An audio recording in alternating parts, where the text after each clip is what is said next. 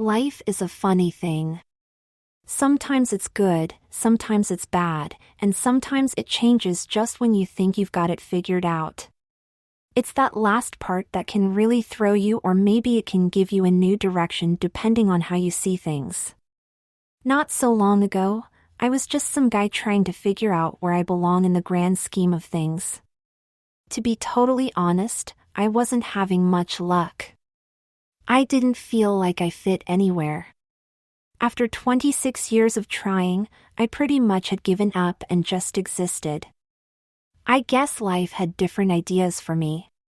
My name is Gabrielle James, but that wasn't always the case. Until a few months ago, I was known as Griffin James, Average Joe. That's a little bit of information that could have gotten me killed in the not-so-distant past. Now I'm not usually the type to get into trouble. About the worst thing I do is the occasional breaking of speed limits. For the most part, I keep a low profile and do my best to follow the rules. You could call me a chameleon. I blend into the background quite well. I would probably still be living a nice quiet life doing my best not to get noticed if I hadn't tried to be a hero that night 13 months ago. That night I wasn't looking for trouble, it just happened to be hanging out next to my car in the garage at work. It was late. I'd spent most of the night trying to finish some artwork for the latest edition of reptile-inspired t-shirts.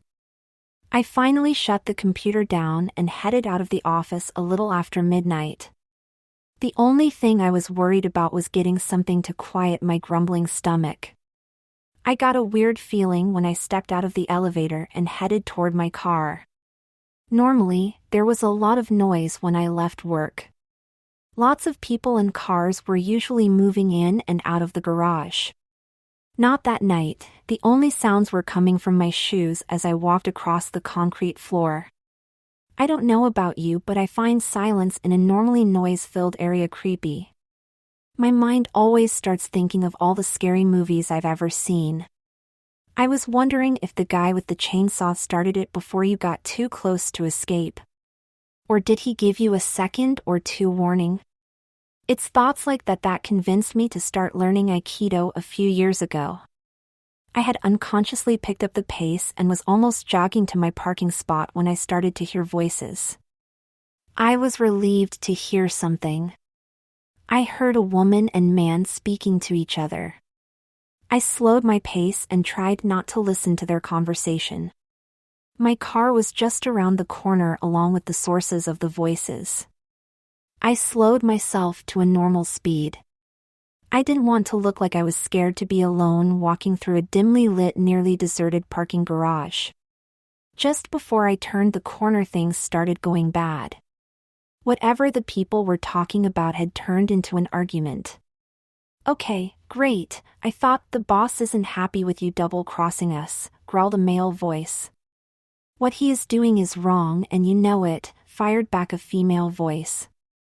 Instead of standing there listening, what I should have done is to keep walking, get in my car and drive away.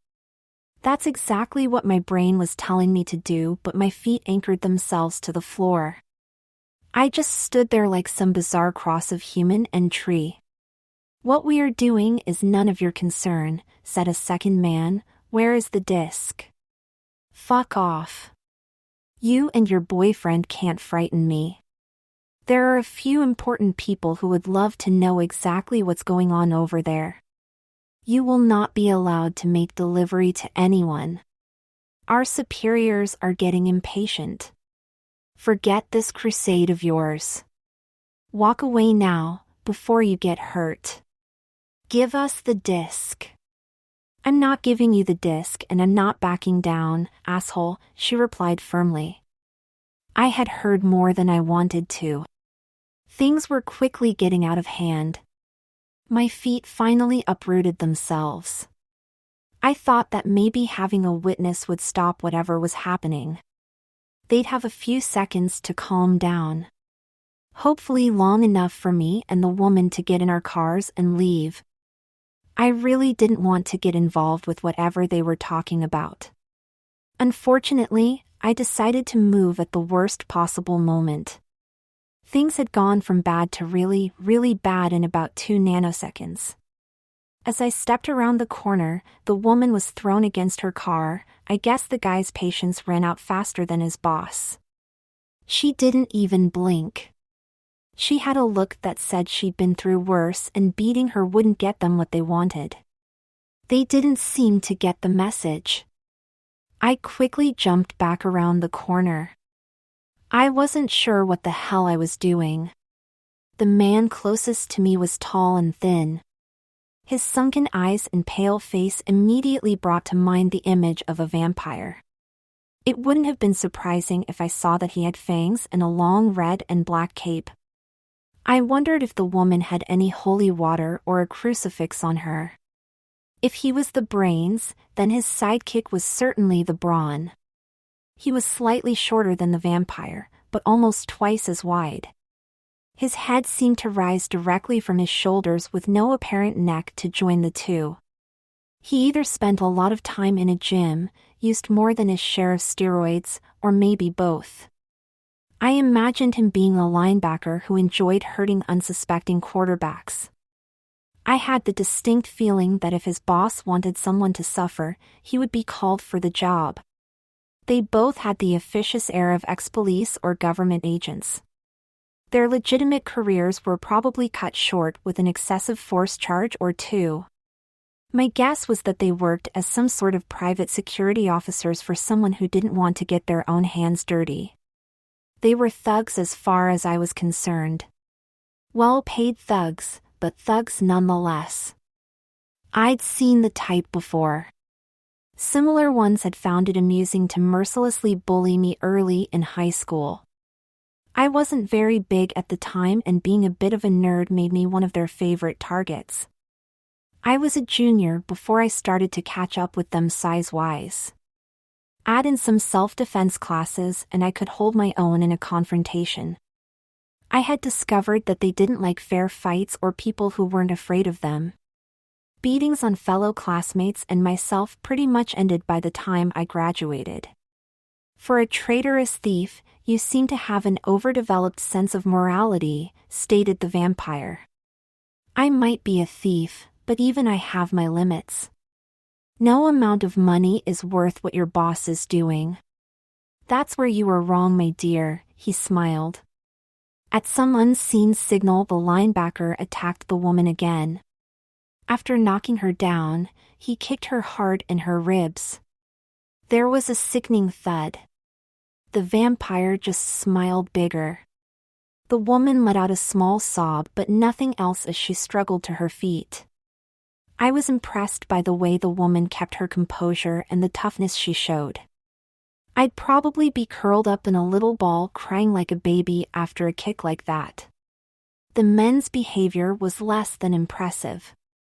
Cowardly would be too nice a word for them. We've heard that you're one tough bitch, but Denso here loves his work. We're just getting started. Where's the disc? He demanded again. Uranus, the woman laughed. You are certainly brave, or perhaps it's just stupidity that you continue to mock us. Denso, I believe she would like some more. I couldn't stand there and let that woman get beaten. My brain was functioning well enough at that point for me to realize that they may be armed. I needed a distraction. What I had in mind were a few dozen well-armed police officers.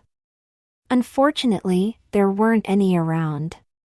The only thing I could find was a fire alarm and extinguisher. That'll have to do, I thought.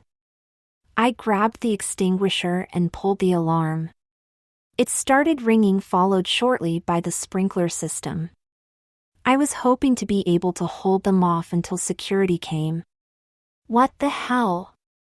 I heard from the vampire. Denso, watch her.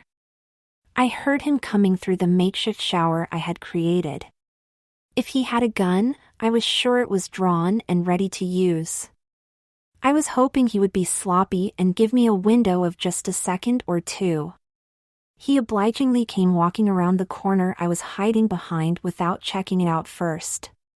For that, he got a face full of whatever comes out of a fire extinguisher.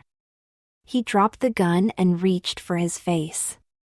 I took the lapse in his defense and combined that with the hard metal extinguisher to put him out of the fight for a while.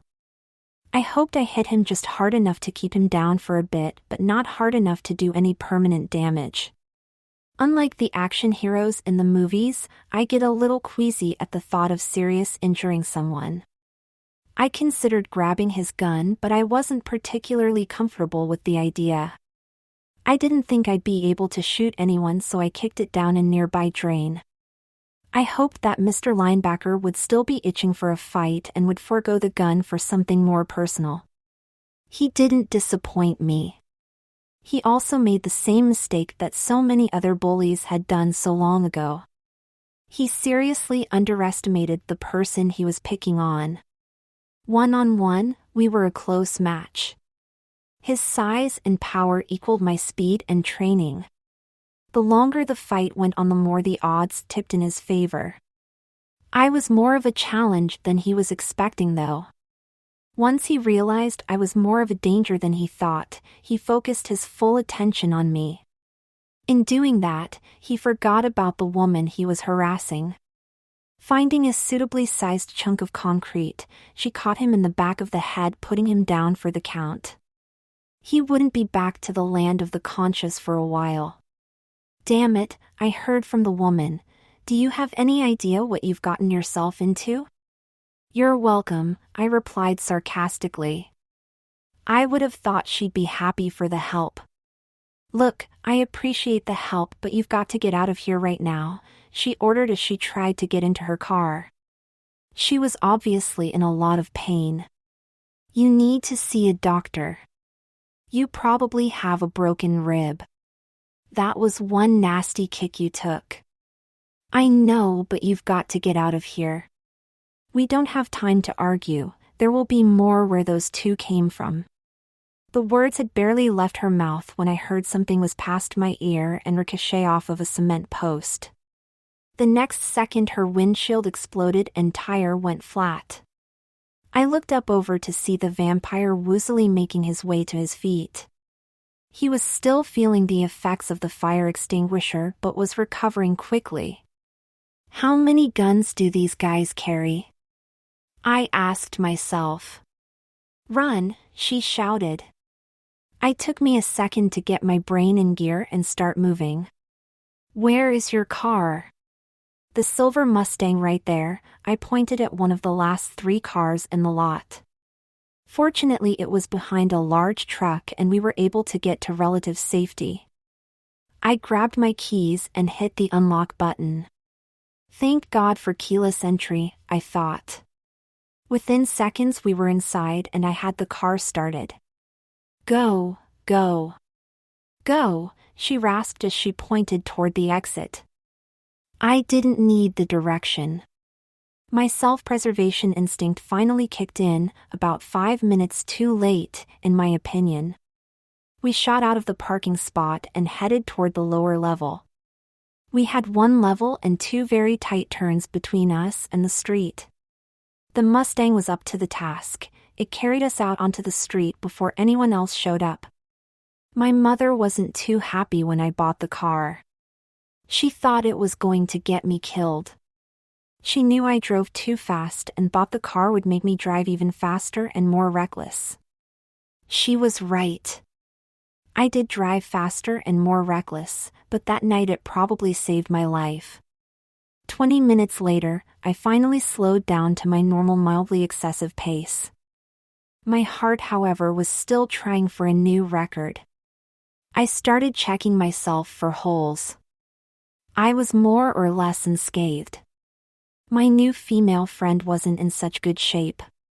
She had fortunately escaped any holes but had received one hell of a beating from the linebacker Denso. We need to get you to a hospital, I said worriedly. Yeah, I think that would be a good idea. What's your name? Griffin.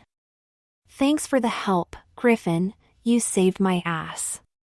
I'm Katie. You're welcome, Katie. I could have done without the fighting and bullets, but the driving too fast was fun, though.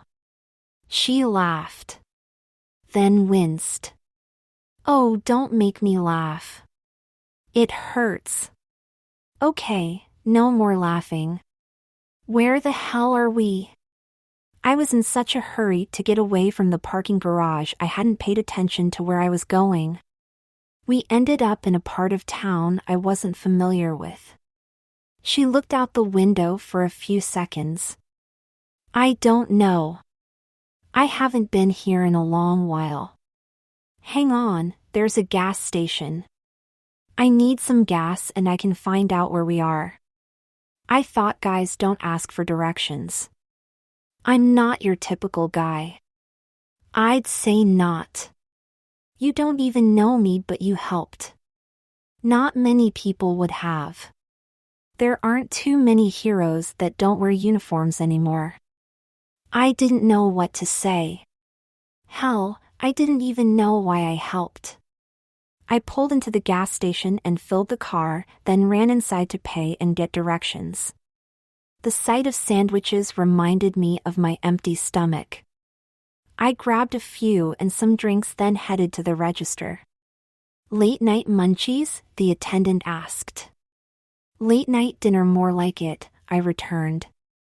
Nice car. Bet it runs like a bat out of hell. I gets me into and out of trouble. I'll bet. Street racin's on the other side of town. Industrial district, I think. Huh? That's what you're looking for, right? Oh, no, actually, where's the nearest hospital?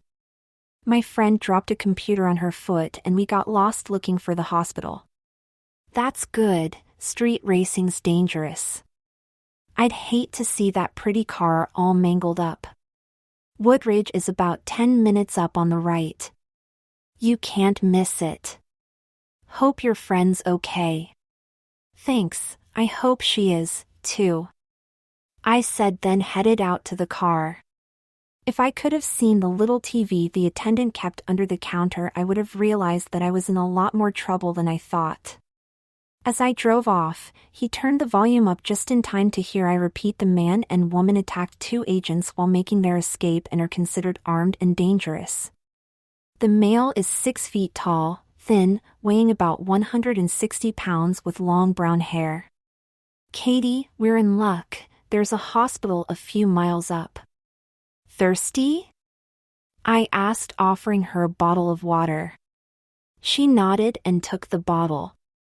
You wouldn't happen to have grabbed something to eat while you were in there? I haven't had anything to eat since breakfast yesterday and I'm starving. She asked. Turkey or ham? I returned. Turkey, please. I handed her a sandwich, then started toward the hospital. My heart had finally decided we were safe and returned to a more sedate rhythm. My mind was busy reprimanding me for being so reckless. I was lucky I hadn't been killed. The good guys in movies can get away with stuff like that, but real people get killed. I really needed to quit watching so many movies.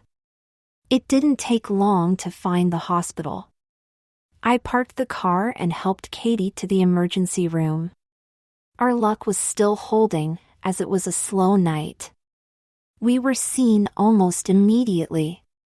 Katie was sent off to get some x-rays. I decided that I couldn't just leave her there without any way to get home, so I stuck around. She returned a short time later, confirming a broken rib and adding some bruising, but nothing more serious. The doctor gave her some painkillers and said we could leave. I had just asked her if she wanted me to take her home when I caught the news bulletin. I noticed Katie's picture being shown on screen. This woman, known as Katie Darwin, and an as yet unknown male suspect are wanted for attacking 2 men and shooting at government agents earlier this evening. Robbery was the apparent motive in the beatings. The male suspect has been described as 6 feet tall with long brown hair. Both suspects are considered armed and dangerous. Damn, they must be getting impatient. I didn't expect this until tomorrow morning, Katie responded. Wanted? I'm a wanted criminal now. I couldn't believe it. Come on, let's go. I'll explain in the car. What have I gotten into here, Katie? I'll tell you in the car. Now move. We left the hospital in a hurry, all but running across the parking lot towards the car. I didn't know what was going on. I didn't know what I had gotten into. I also didn't know what the hell to do or who I could go to for help. I needed to find out as much as I could. Okay, now tell me what's going on, I demanded. It's probably not safe for you to go home. Let's get moving. We are going to see some friends of mine. They can help and I'll explain on the way. I didn't have a choice but to agree. Her telling me I couldn't go home had me worried. Just a couple hours ago, the only thing I worried about was deciding on what to have for dinner.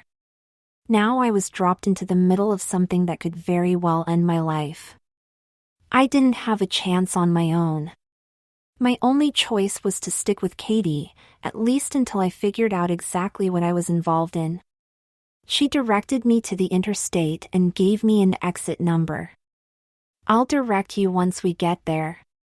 Do you want the whole story or just the highlights? Asked Katie.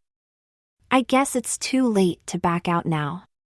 It can't hurt knowing exactly what I've gotten into. I hate to tell you, but your Good Samaritan act just got you on the wrong side of some very powerful and very dangerous people. Have you ever heard of Infincorp? Yeah, aren't they some big government defense contractor? I answered. 99% of what they do is totally legitimate. They are a leading authority on non-lethal technology. Many government agencies use their equipment. Police, FBI, NSA, you name it. They also have some of the most advanced combat weaponry on the planet, some seriously sci-fi next-generation stuff. It's all done with government funding. What they are building isn't the problem. It's what they are doing with it that's the problem. The NSA has suspected that some of the controlling parties have been selling that technology. More specifically, Mandrick Jensen has been selling the U.S. advantage to terrorists and our enemies. He's the man behind the mask, the Wizard of Oz, if you will. A few years ago he gained total control of everything relating to Infinicorp. The general sense is there were a lot of dirty dealings that got him there. I can say that it was almost certainly true. He's the kind of man that will do anything to get what he wants. It doesn't matter if it's legal or not. Since then, more and more advanced weapons have ended up in the hands of the wrong people. The only problem was that there was no evidence linking him to it. Okay, that tells me who we're dealing with. How do you fit into all this? I asked. Everyone has heard of industrial espionage. We all know it happens. What everyone doesn't know is that the old corporate spy is a dying breed. Today's technology and economy is running so fast that the spies are inefficient. Corporations can no longer afford the time and effort of getting the right people into position. Bribery is still used to some extent, but it, too, isn't the most reliable or quickest method. They need everything as quickly as possible. Information is worth more than gold these days. The newest tool for them has been around since time began. The thief. That's me. You're a thief? Somehow I just can't picture you crawling around through an air ducts in all black. Oh please, you've seen too many movies. We don't do things like that here on planet Earth. Yes, I'm a thief and a damn good one at that. I was hired to do a job for Infinicorp. No, not Infinicorp, I was hired to do a job for Mandrick Jensen. It seems that Defense Tech was on the verge of taking a very lucrative contract away from him. He needed to know what they had going on. It's supposed to have been a simple little job. Go in, pick up the mark, and get out with no one being the wiser. I had done similar ones 100 times. Apparently, someone had other ideas. I was surrounded by a dozen NSA agents as soon as I set foot in the building. Somebody had tipped them off and they were waiting for me. I was screwed. I can duck regular security easily. Their communication can be disrupted and they don't work together particularly well. The NSA is a whole different story, especially when they know you're coming. I slipped the agents themselves easily enough, but I had nowhere to go. They had sealed off my exits and playing hide and seek in the building all night would have been pointless. I couldn't get out. That was the first and only time that has ever happened to me. I wanted to know why in the hell there were 12 highly trained agents there waiting for me. So I went and asked them. I was caught anyway. I was taken to speak with Special Agent Jack Kent. They had received the tip-off from someone relatively high in the order at Infinicorp. That someone was working with or for the NSA investigating Mr. Mandrick J. and had turned up some interesting information linking him to certain illegal activities. Agent Kent needed that info and the evidence to back it up. He didn't know exactly what it was and didn't want to risk the mole's cover. What they needed was a way to get it out without raising anyone's suspicion. They needed someone that wasn't connected to anyone, someone who could easily get in and out of Infinicorp, someone who could be controlled, and someone who was ultimately expendable. I just happened to fit the bill. I was given the choice of helping my country or spending a long time in jail. Being that I love my freedom, I chose to give my country a hand. Besides that, I had a check to collect. While playing around with the agents was fun, I did have a job to do. I had picked up my mark while I was playing hide and seek. All that was left was to make delivery and take my normal fee. I did have a reputation as being one of the best and wanted to keep it that way. Whoa, wait a minute. Are you telling me that not only are you a thief, but while trapped in a building with a dozen of Uncle Sam's finest, you managed to elude them and find whatever the hell it is you went in there to get? Then, at that point, with the stolen goods walked out and gave yourself up? Did I miss something? Not exactly. I didn't have the mark on me. I left it someplace I could easily get to it. I figured that after I found out why they were trying to catch me, I could find an alternative exit. Then I could go back and finish the job. I think it worked out quite well, thank you very much. Damn, I'm in way over my head, I realized. Do you want me to finish or have you heard enough? She asked. No, let me have it all. I had made a decision on the way back to Infinicorp. That was going to be my last job. I had made enough money. My conscience had been getting to me, too. When I first started, it was fun. I liked the rush you get when things go exactly as you planned. Hell, I liked the rush of improvising when things didn't go according to plan. Back then it was stealing from the rich to give to the rich. I figured there was plenty of money to go around. It was just a matter of who was on top at that moment. A few years ago I found out a few companies had to shut down because of me. The product that could have saved them was stolen by yours truly. I began to wonder how many people had lost their jobs because of me. Tens? Hundreds? How about thousands? I didn't know. I didn't like that feeling. I remembered when my dad was laid off when I was a kid. Things got a little rough for us. I didn't like being responsible for making some little girl's life more difficult than it had to be. I only had a few more jobs to set me for life. All I had to do was keep doing what I was good at and not think about the consequences. Special Agent Kent had given me a rundown on what they needed. They gave me the location of the mark, security details, and a window to work in. About the only thing he told me that was useful was the location of the mark. He may be a world-class government agent, but he would make a piss-poor thief. I had my own plans. The getting in was easy. I did have some unfinished business to attend to. It was easy enough to get the disc. I mean, how many of those things are lying around offices anyway?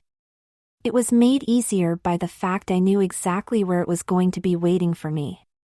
I was back before anyone knew I had left. I concluded my business with Mr. Jensen, had a drink with him and left.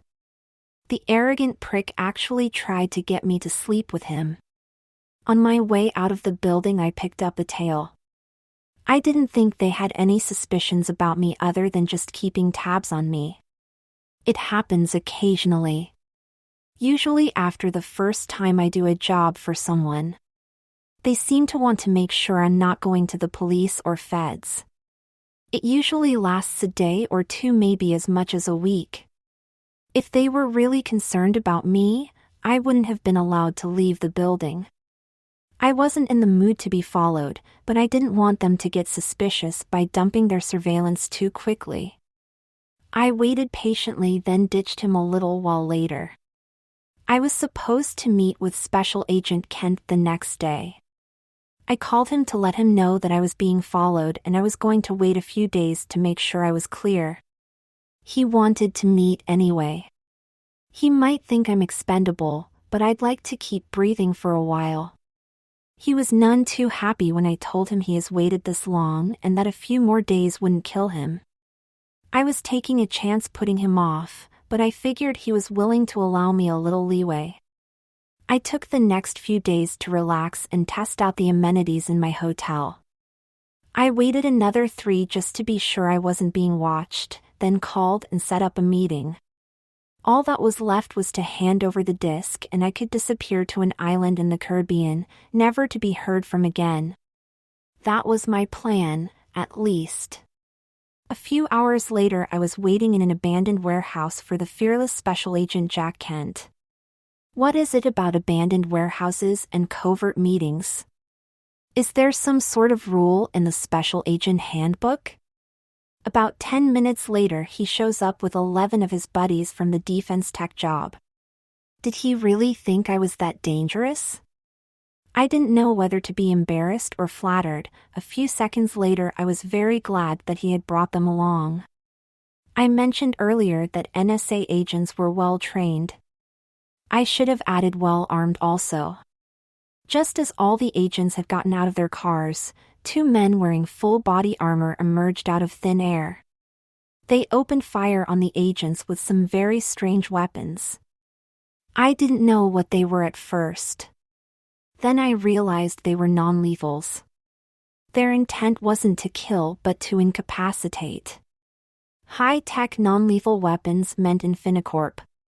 I figured they were after the disc, but why face off with the NSA? I was easily the softer target. The initial attack left 1 agent unconscious and 3 others dazed. The remaining 8 agents had found cover and regrouped. I had found some cover behind a very thick steel post. Special Agent Kent was busy barking out orders. What looked to be assault rifles were unloaded and dispersed to the remaining men. Then they went on the offensive. The display of firepower was impressive to say the least. Had their enemy not been wearing body armor, the fight would have been extremely lopsided and would have ended quickly. I don't think the 2 armored men were expecting that much resistance. They were well armed as well, and with the body armor it was a level playing field. Both sides were concentrating on the other and paying no attention to me. I took that opportunity to get the hell out. I had made it out of the building without any holes. With pure luck, I heard the crackle of a radio before I stepped blindly around a corner. I was sloppy and damn lucky I didn't get myself caught.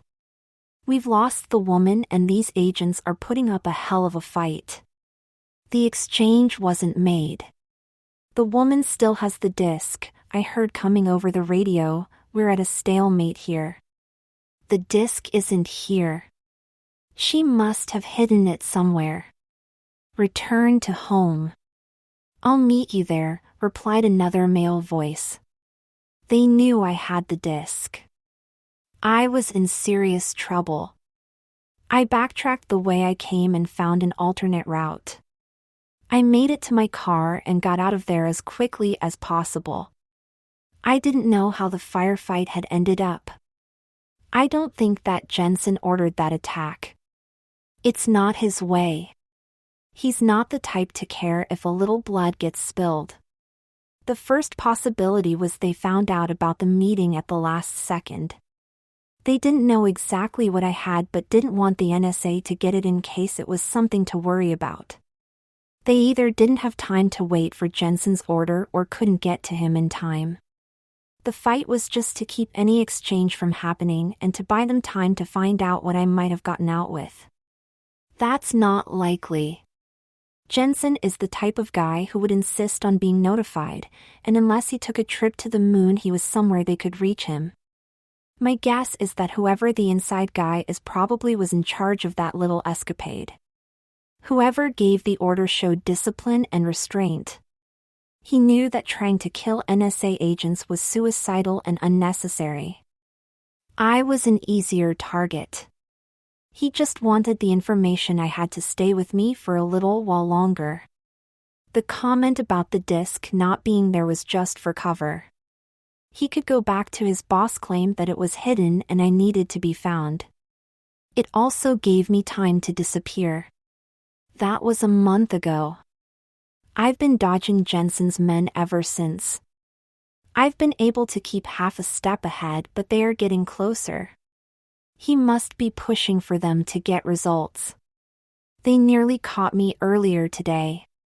They managed to track me to the hotel I was staying at. I'm not sure how they managed that. I do take steps to maintain my anonymity. Luckily, I was out getting ice when they showed up. I got back just as they were letting themselves into my room. I wasn't happy to see that. I am prepared for such an event, but I didn't like having to resort to those measures. That usually means that my time and options are running out. I called Agent Kent and told him I was ready to deliver the disc, and we set up another meeting. I never made it to that meeting. They had my car bugged and managed to cut me off before I could make it. I did manage to keep from getting caught, but only barely. Either I'm getting sloppy or they got very lucky. I think it's time for me to take that long vacation I've been planning. I was able to get in touch with Agent Kent. He knows the situation. He tried getting me to go into protective custody, but I feel safer out on my own. Jensen has friends in high places, and I didn't think there was any place Kent could take me that he wouldn't be able to find me. Kent's given me a week to get the disc to him before our deal becomes null and void. All we have to do is survive until we can get the disc to him. By the way, we're being followed. I checked my mirror but couldn't see anything out of the ordinary. Where? I don't see anything. 3 cars back the black sedan. He's been rotating watch with a SUV and a compact import. How can you tell? In about a minute, the sedan will either exit or pass us. Then a SUV will take its place. The compact will trade with the SUV about 5 minutes after that. They've been repeating that pattern for about 20 minutes. The sedan passed us about a minute later. I checked back and saw a SUV had taken its place. 5 minutes later, the SUV was replaced by the compact. Damn, any brilliant plans? I asked. Yeah, put some space between us and them. We've got 6 miles. The cars they picked are supposed to help them blend in. They aren't made for speed. This pony of yours is. I'd be willing to bet that you've added some horsepower and other bits to make it even more so. I had invested quite a bit of money in power and handling upgrades for my Mustang. It was definitely the right car for some high-speed antics. I knew the highway we were on pretty well. She was right. We had the advantage. Make sure your seat and tray tables are in their upright and locked positions. Be sure to securely fasten your safety belts and enjoy your flight. With a devilish grin, I buried my right foot. The engine came alive with a demonic growl. The rear tires gave a tortured squeal, then hooked into the roadway. It felt like we were rear-ended by a freight train. The speedometer made a rapid ascent into hyper-legal speed.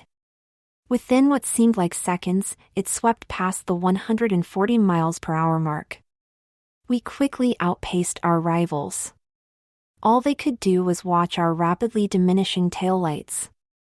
Asterisk holy shit. I've got to get one of these, Katie exclaimed. Your exit's coming up. The oversized brakes easily scrubbed off the excess speed as we returned to a more civil-minded velocity. We exited and Katie directed me a few blocks off the highway to a neon-covered building sitting at the end of a large industrial complex. Pulling into the parking lot, I realized it was one of the more popular nightclubs near town. What are we doing here? I questioned. I have a few friends here that can help us, she answered. She told me to park in the busiest part of the lot, saying something about it being more difficult to spot a needle in a haystack than a needle all by itself. I could see the logic in that. We found a spot not too far away from the front door. I felt very exposed as we left the car. I'd taken 2 steps toward the door when I realized Katie was headed around the side of the building. Are we not going in? I asked. Of course we are. We just don't have to use the front door, she said coolly. What could I say? I decided to keep quiet and follow her lead. We came to what looked like a fire exit. She knocked, then a second later there was an audible click and she opened the door. A huge shadow filled the doorway. Hey there, Bax. Duncan or Max around? Katie questioned. Damn, it's good to see you, girl. I've missed that pretty face of yours. Come on in. I'll go find the guys, rumbled Bax. We followed the giant inside. Baxton Van Zant looked like the guy you didn't want to meet in a dark alley. He was a muscle behemoth that looked like he was carved out of granite. He was close to 7 feet tall and probably tipped the scales well over 300 pounds. His massive arms were covered in tattoos from his wrist to the ragged edge of the sleeveless t-shirt he was wearing. I'm not exactly tiny. I stand a solid 6 feet and keep myself at a trim 160 pounds. Standing next to Bax, I felt positively petite. Help yourselves to something to drink. I'll be back in a minute with Duncan, Max, or both. With that he turned and left the room we had entered. That is one very big, very scary guy, I said after he left. Oh, Bax is a sweetheart once you get to know him. He's a very good person to have as a friend. I'd definitely like to have him on my side at the moment. Don't worry, he is. The door opened and 2 men entered, followed closely by Bax. Katie, they exclaimed in unison. They were obviously very happy to see her. They looked at me and seemed to recognize me for a second, but quickly realized I wasn't whom they were thinking about. I'm so glad to see you, kid. How long has it been? Asked the first of the men to enter the room. He was a distinguished-looking gentleman just starting to show a little gray hair. He was probably in his early 50s, but due either to good genetics or taking care of himself, he carried his age well. He wore slacks and casual polo with the club logo embroidered on it. He had a warm smile that only brightened the closer he got to Katie. Too long, Duncan, too long, she said as she tried to give him a hug. You too, Max. You guys look great. She gave Max an equally painful hug. Max noticed the tenderness in her ribs. Thanks, you're not looking so great. If you don't mind me saying so, he smiled. Max was probably about the same age as Duncan but wasn't holding up as well as his partner. Too many years of drinking and smoking had aged him farther, but his jovial disposition and quick smile helped to counteract the effects of those habits. I've had a few rough weeks and I need your help, she stated. You need help? This must be serious. You've always been able to take care of yourself, commented Max. I can't remember you ever asking for help, kid. And you've gotten into some pretty sticky situations, too. What's the story and who's your friend? Added Duncan. Oh damn, sorry guys. This is Griffin, she replied as a sort of introduction. He's managed to save my ass twice tonight. Just once, Katie, I quietly corrected her. No, it's twice. The first time was in the garage and the second was by choosing to not to drive some gas-sipping Econobox. We wouldn't be here right now if that Mustang of yours wasn't so damn fast. She spent the next hour telling Duncan, Max, and Bax the story she had just told me. Then added what had happened since she met up with me. I just stayed quiet. I'm painfully shy when I get around people I don't know. Add in the fear of being in an out-of-control situation and I was more than happy to have a few quiet minutes. I had just started to get scared about what was going to happen when Katie finished her story. Bax walked over to me and stuck his hand out. You saved Katie and treated her really nicely. For that, you have my respect. He smiled at me and I immediately felt better. I reached out and shook his hand. His hand easily swallowed mine and I was reminded about how small and helpless I felt at the moment. Don't worry. Those three will think of something to get you out of this mess. He motioned to Max, Duncan, and Katie. He seemed to have read my mind. You're going to have to take me for a ride if your car's that fast. He smiled even bigger at that. Bax, that's a great idea. Why don't you take Griffin and his car to Kel's? Get Kel to take care of the car. You and Griffin can get to know each other a little better and Katie, Duncan, and I will try and figure out what our next course of action will be, offered Max. Sure thing, boss. Let's get to work, Griffin, replied Bax. I gave Katie a questioning look and she nodded yes, so I left with Bax. If I would have known what decisions would be made while I was gone, I might have stayed. Once we got in the car, Bax told me we were going to give my car a facelift. It would no doubt be recognized as it was now. I wasn't exactly thrilled to hear that. I'd spent the better part of 5 years and a ridiculous amount of money getting it just the way I wanted it. I couldn't believe that I was just going to hand it over to someone I've never even met and let them undo all my work. Bax again read my mind. He told me not to worry. Kel was a total professional and he would take good care of it. I had a feeling I could trust Bax, but I was still uneasy with the whole idea. I had been taking it pretty easy trying not to attract any attention. Open this thing up. Don't worry about getting stopped. We have an agreement with the local police. As long as we don't attract a crowd, the street is our own personal drag, Bax grinned. I grinned back, then dropped the hammer again. So I'm addicted to acceleration. Arrest me. Bax and I managed to talk and obliterate every speed limit in the area on the trip. He seemed to enjoy the ride as much as I did. Fellow speed freaks united. It normally takes me a long time to get comfortable enough with someone to talk freely. It took all of about 10 minutes with Bax. Katie wasn't exaggerating. This thing won't need any engine work. Kel's place is coming up. Better shut it down. Bax said approvingly. Instead of using the brakes, I downshifted and let the engine slow us down.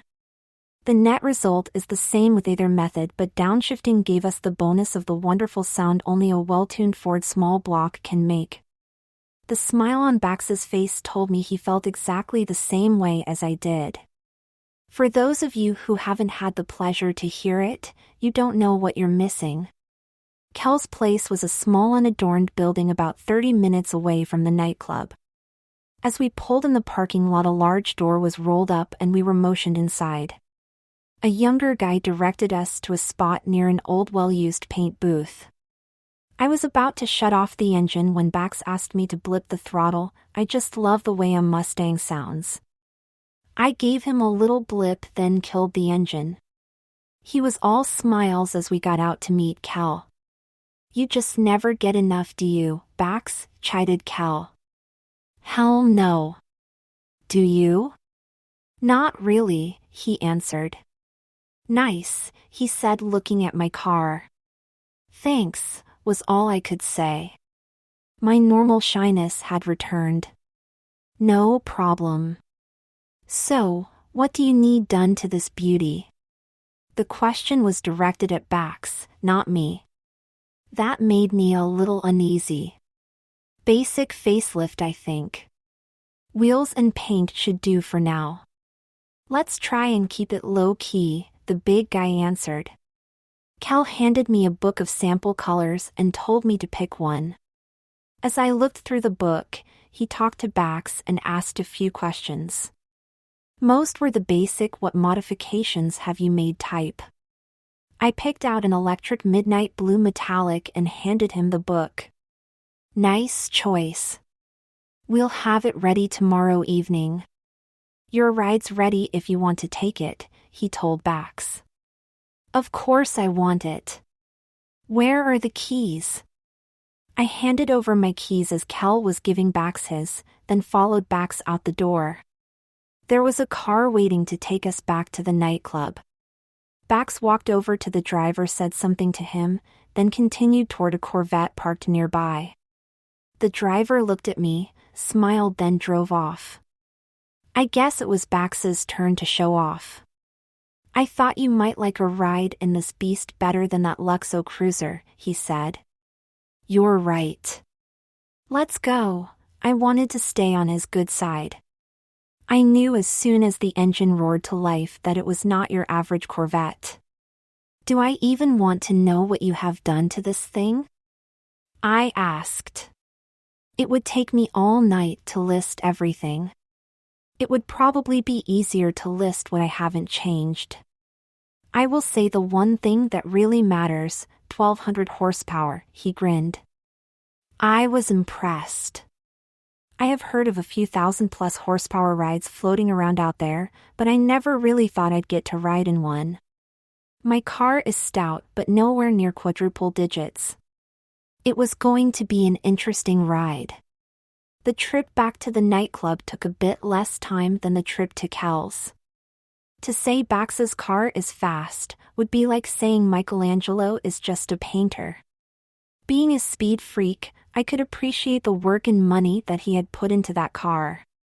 With all the car talk and intense sessions of acceleration, I had actually managed to forget about the danger I was in for a little while. I was a little sad to be back at the nightclub. Katie and Max were waiting for us when we got back to the room.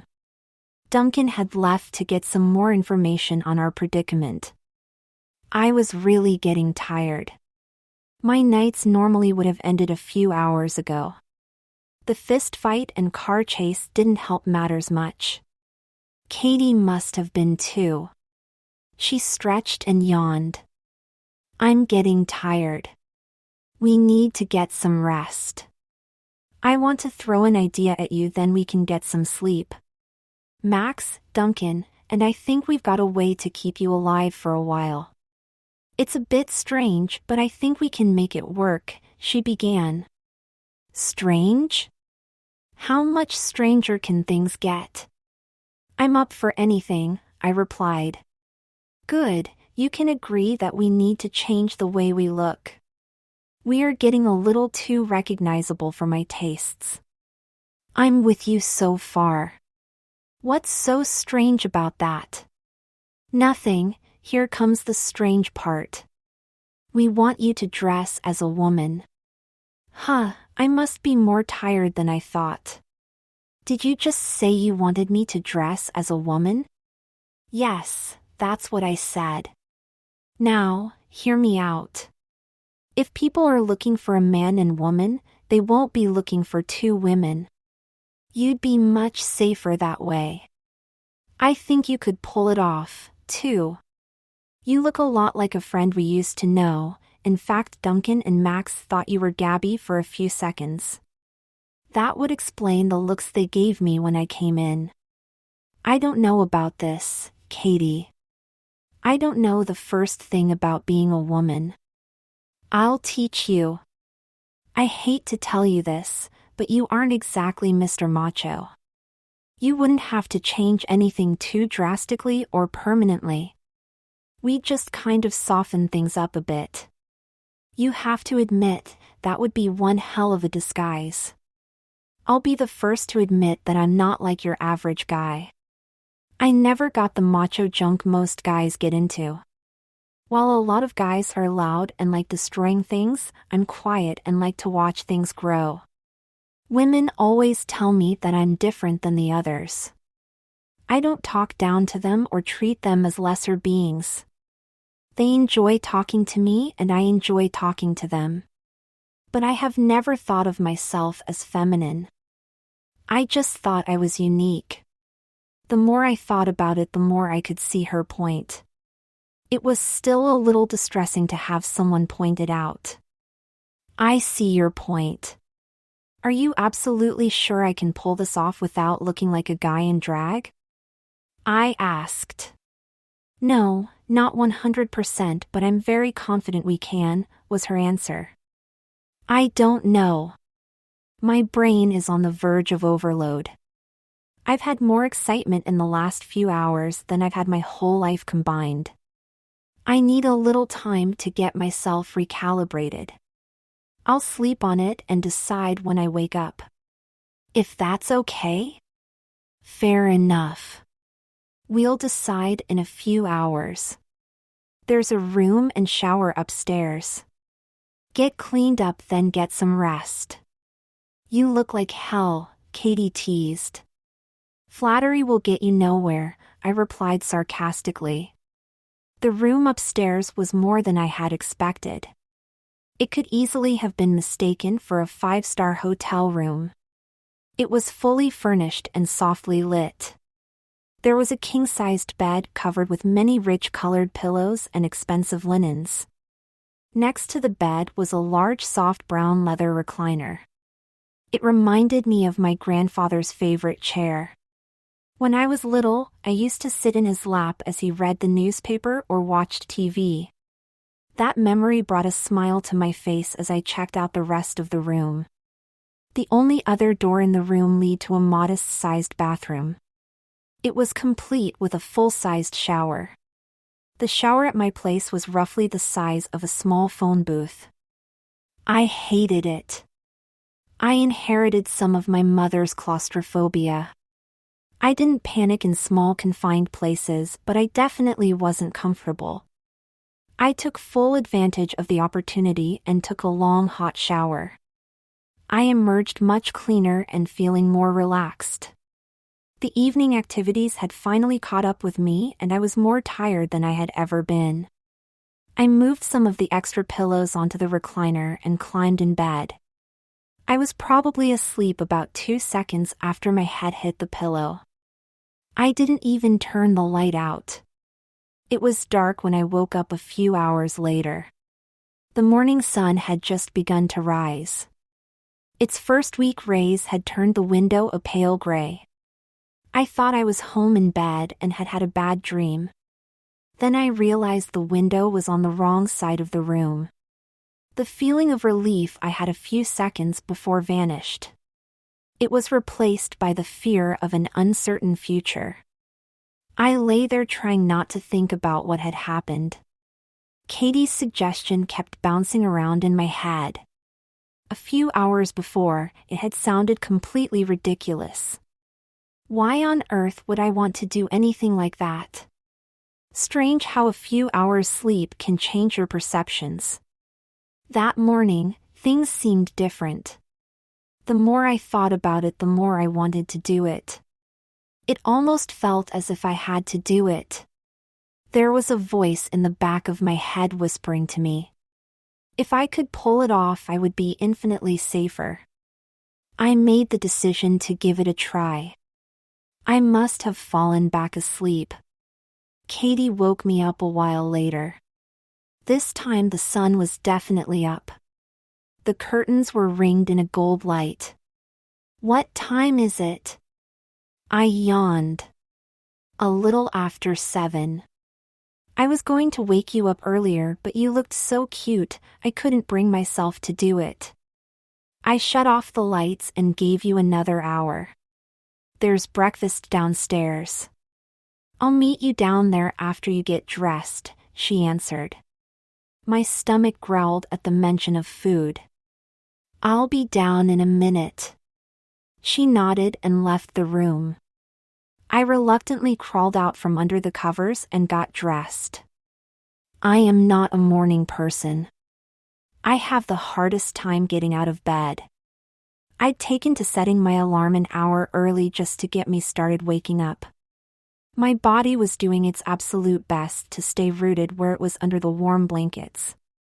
I would probably still be buried in the covers if my stomach hadn't been so empty. I joined Katie, Max, Duncan, and Bax a few minutes later.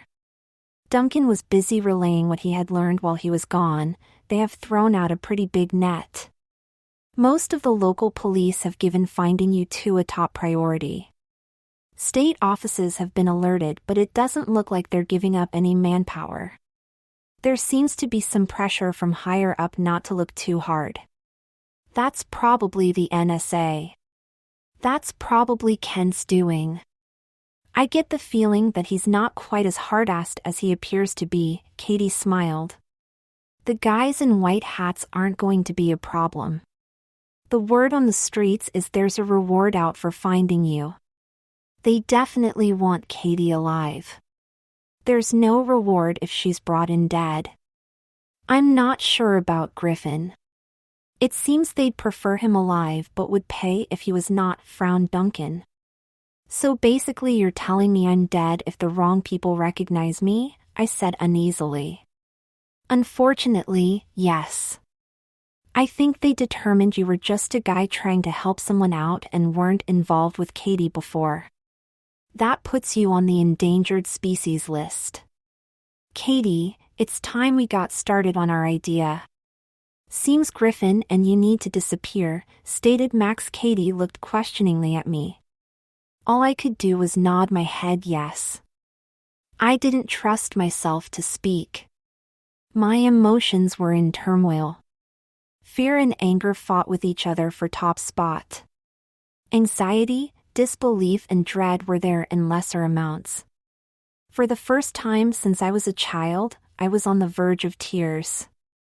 I had long ago learned to imprison my emotions. The fortress I had built to hold them was put under tremendous strain. I could feel the iron bars of my will begin to bend and buckle. The pressure of too many buried feelings began to build. The walls of my fortress began to crack. I could almost hear the splintering wood. With great effort, I was able to gain control of myself. I couldn't lose control now. My very life was at stake. A few minutes and many deep breaths later, I was feeling a bit more solid. Where do we start? I asked Katie. She thought for a second. Let's see what we have to work with. Let's go upstairs and have a look. I followed her back up to the room I had stayed in the previous evening. There she told me to get undressed. I hesitated for a second, then thought that I didn't have anything she hadn't seen before, so I undressed. I stood there feeling very exposed, as she looked me over. Not bad. I think we can definitely do this. You don't have a lot of body hair for a guy. Your hair is long and looks like it's in good shape. You have good muscle tone, but you're not bulky. That little waist is a plus, too. Shall we get started? If that means the critique is over.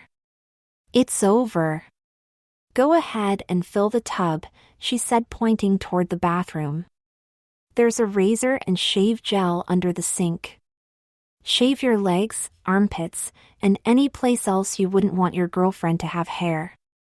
I'm going to get some stuff together and try and reach Jack Kent. When you're finished, have Bax show you around. You are not going to believe this place. It's like an adult playland. I started filling the bath, then went to cabinet. It was full with everything someone might need in a bathroom. Next to the razor was a bottle of rose-scented bath oil. I figured I might as well start acting like a woman, so I added that to the bath. A few more seconds of searching netted me a small stash of candles along with a lighter. In for a penny, in for a pound, I thought. I dispersed them around the tub and managed not to burn myself lighting them. I noticed a pair of small speakers mounted close to the ceiling. Behind another cabinet door, I found the radio/CD player. I turned it on and started searching for something to listen to. The only thing I could find was commercials. I switched over to CD. A cello started playing. The notes seemed to resonate with something inside me. The sounds fit the scene I had set perfectly. With the setting complete, I slid into the warm rose-scented water. I spent the next half hour soaking in the tub. It was wonderfully relaxing. I wondered why I had waited so long to try it. Was that a taste of things to come? I was thinking about other things that women do when I remembered I was supposed to shave. I reluctantly put my body in motion. A little more than an hour after I got in, I climbed out of the tub with much less hair. I pulled the tub's plug and started to dry off. I remember reading somewhere that it was better to pat yourself dry. I normally do the guy thing and rub the towel roughly over me to dry off. I had been trying new things all morning, so I continued the trend. I patted myself dry and was amazed at how much better it felt.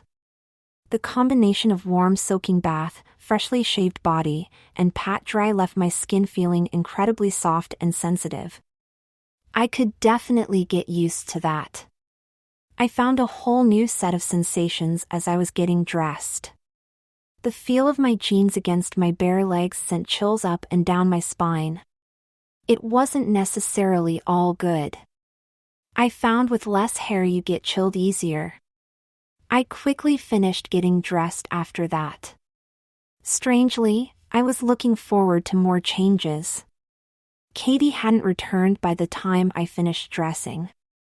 I went downstairs to find Bax.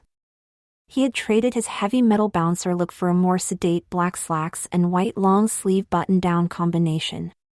He had his nose buried in a book and didn't notice me as I came down.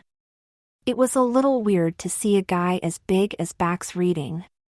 You never see anything like that in the movies. The book looked tiny in his huge hands. "Whatcha reading, big guy?" I asked. His head popped up at the sound of my voice. I must have startled him. "Where'd you come from?" He smiled. "If you came down the stairs, you're even lighter than you look. Those things creak loud enough to wake the dead." "Just call me Featherweight," I grinned. "I'll call you something else if you sneak up on me again," he laughed. "Okay, I'll try and make more noise next time." Speaking of calling you something else, Katie thought it would be a good idea to start calling you by a female name.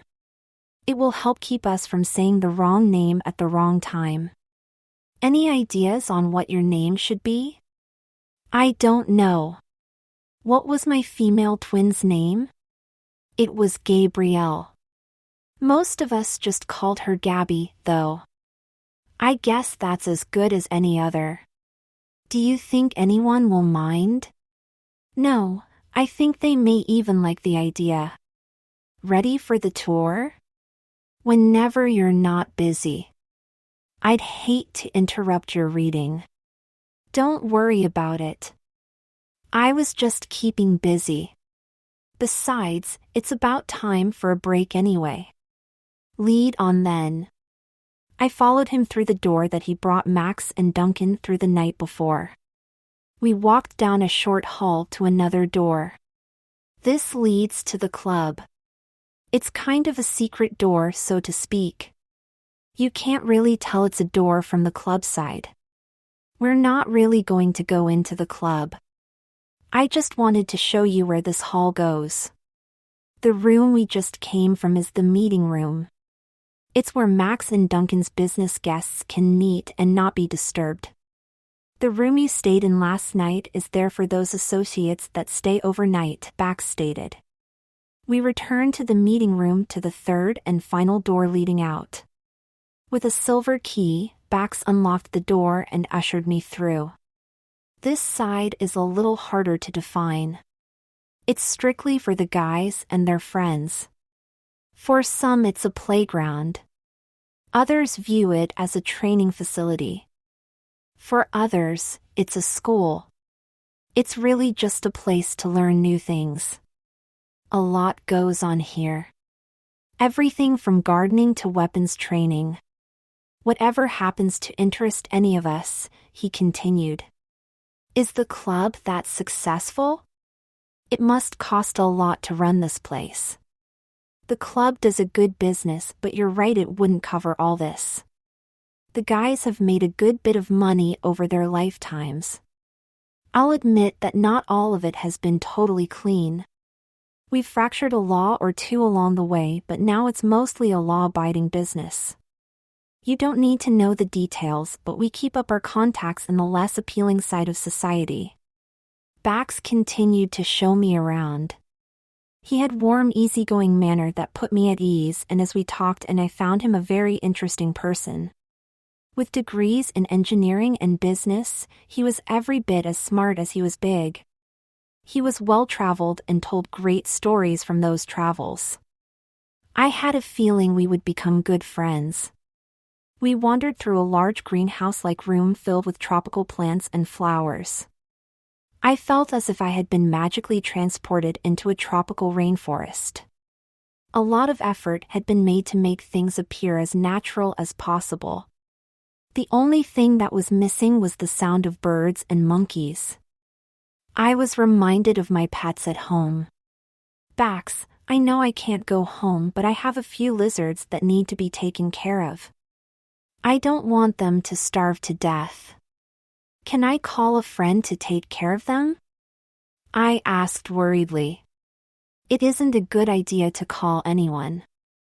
I can have someone go and pick them up for you. If you'd like. Really? That would be wonderful, I said with relief. He pulled a cell phone out of his pocket and dialed a number. He talked to someone for a minute, then asked what needed to be picked up. I told him I had an iguana and 2 bearded dragons and where to find them and the travel cases. He relayed the information, then hung up. Iguana, huh? I guess you should meet Mo. He pointed to a small waterfall in the corner of the room. I followed him to it.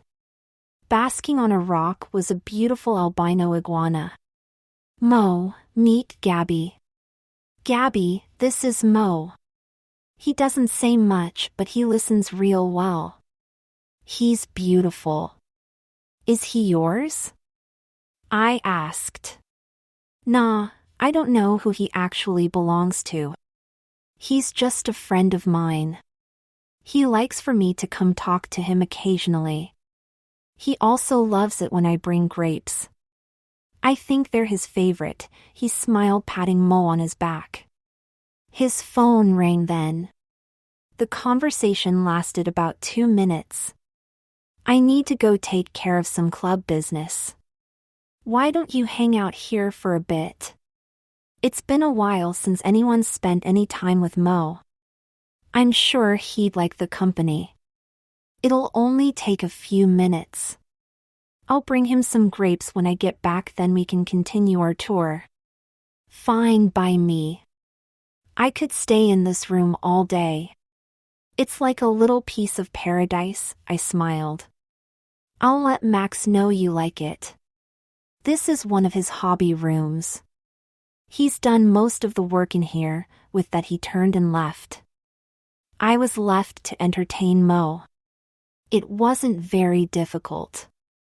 He was perfectly content to soak up some of sun that filtered through the open skylight and have his dewlap stroked. I sat down on a large flat rock next to him. I was just as happy to be sitting in the sun listening to the falling water. I found that I was enjoying the tour I had been taken on. That building was one of the most interesting places I had ever been, and Bax was a fun person to hang out with. I heard that little voice in my head whispering something I couldn't quite make out. Bax returned a few minutes later carrying a small bag of grapes. Mo and I both looked up at him. "Gabby keep you company, Mo?" he asked the lizard. He opened the bag and tossed Mo a grape. I was surprised when Mo caught it in midair. I couldn't help but laugh. It wasn't every day you see a mountain of a man tossing grapes to a bleached-out iguana who caught every one before they touched the ground. "Nice show. You should charge admission," I commented. "Nah, that's just between the three of us," he said with a wink. "Shall we continue? You're the tour guide. I'll have to remember how to get here though. I'll show you after we get you settled into a more permanent room." "Will I be staying here long?" I asked a little uneasy. "You're not a prisoner, Gabby. You can leave any time you want. I just wouldn't recommend it. There is a lot of heat out there right now. I'd hate to see someone as nice as you get killed. You'll be safe here. Think about staying at least until we can get you a new identity," he answered. "It's not that I want to leave. Everyone is doing so much to help me, but I'm not doing much myself.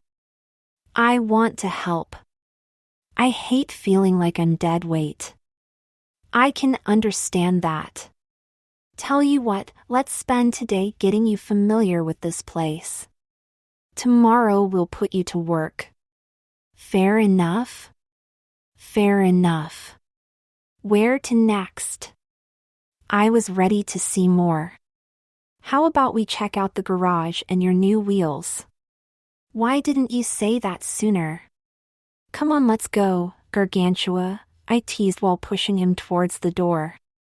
"All right, Tinkerbell, this way," he teased back. I was led into another large room. It easily held a dozen cars.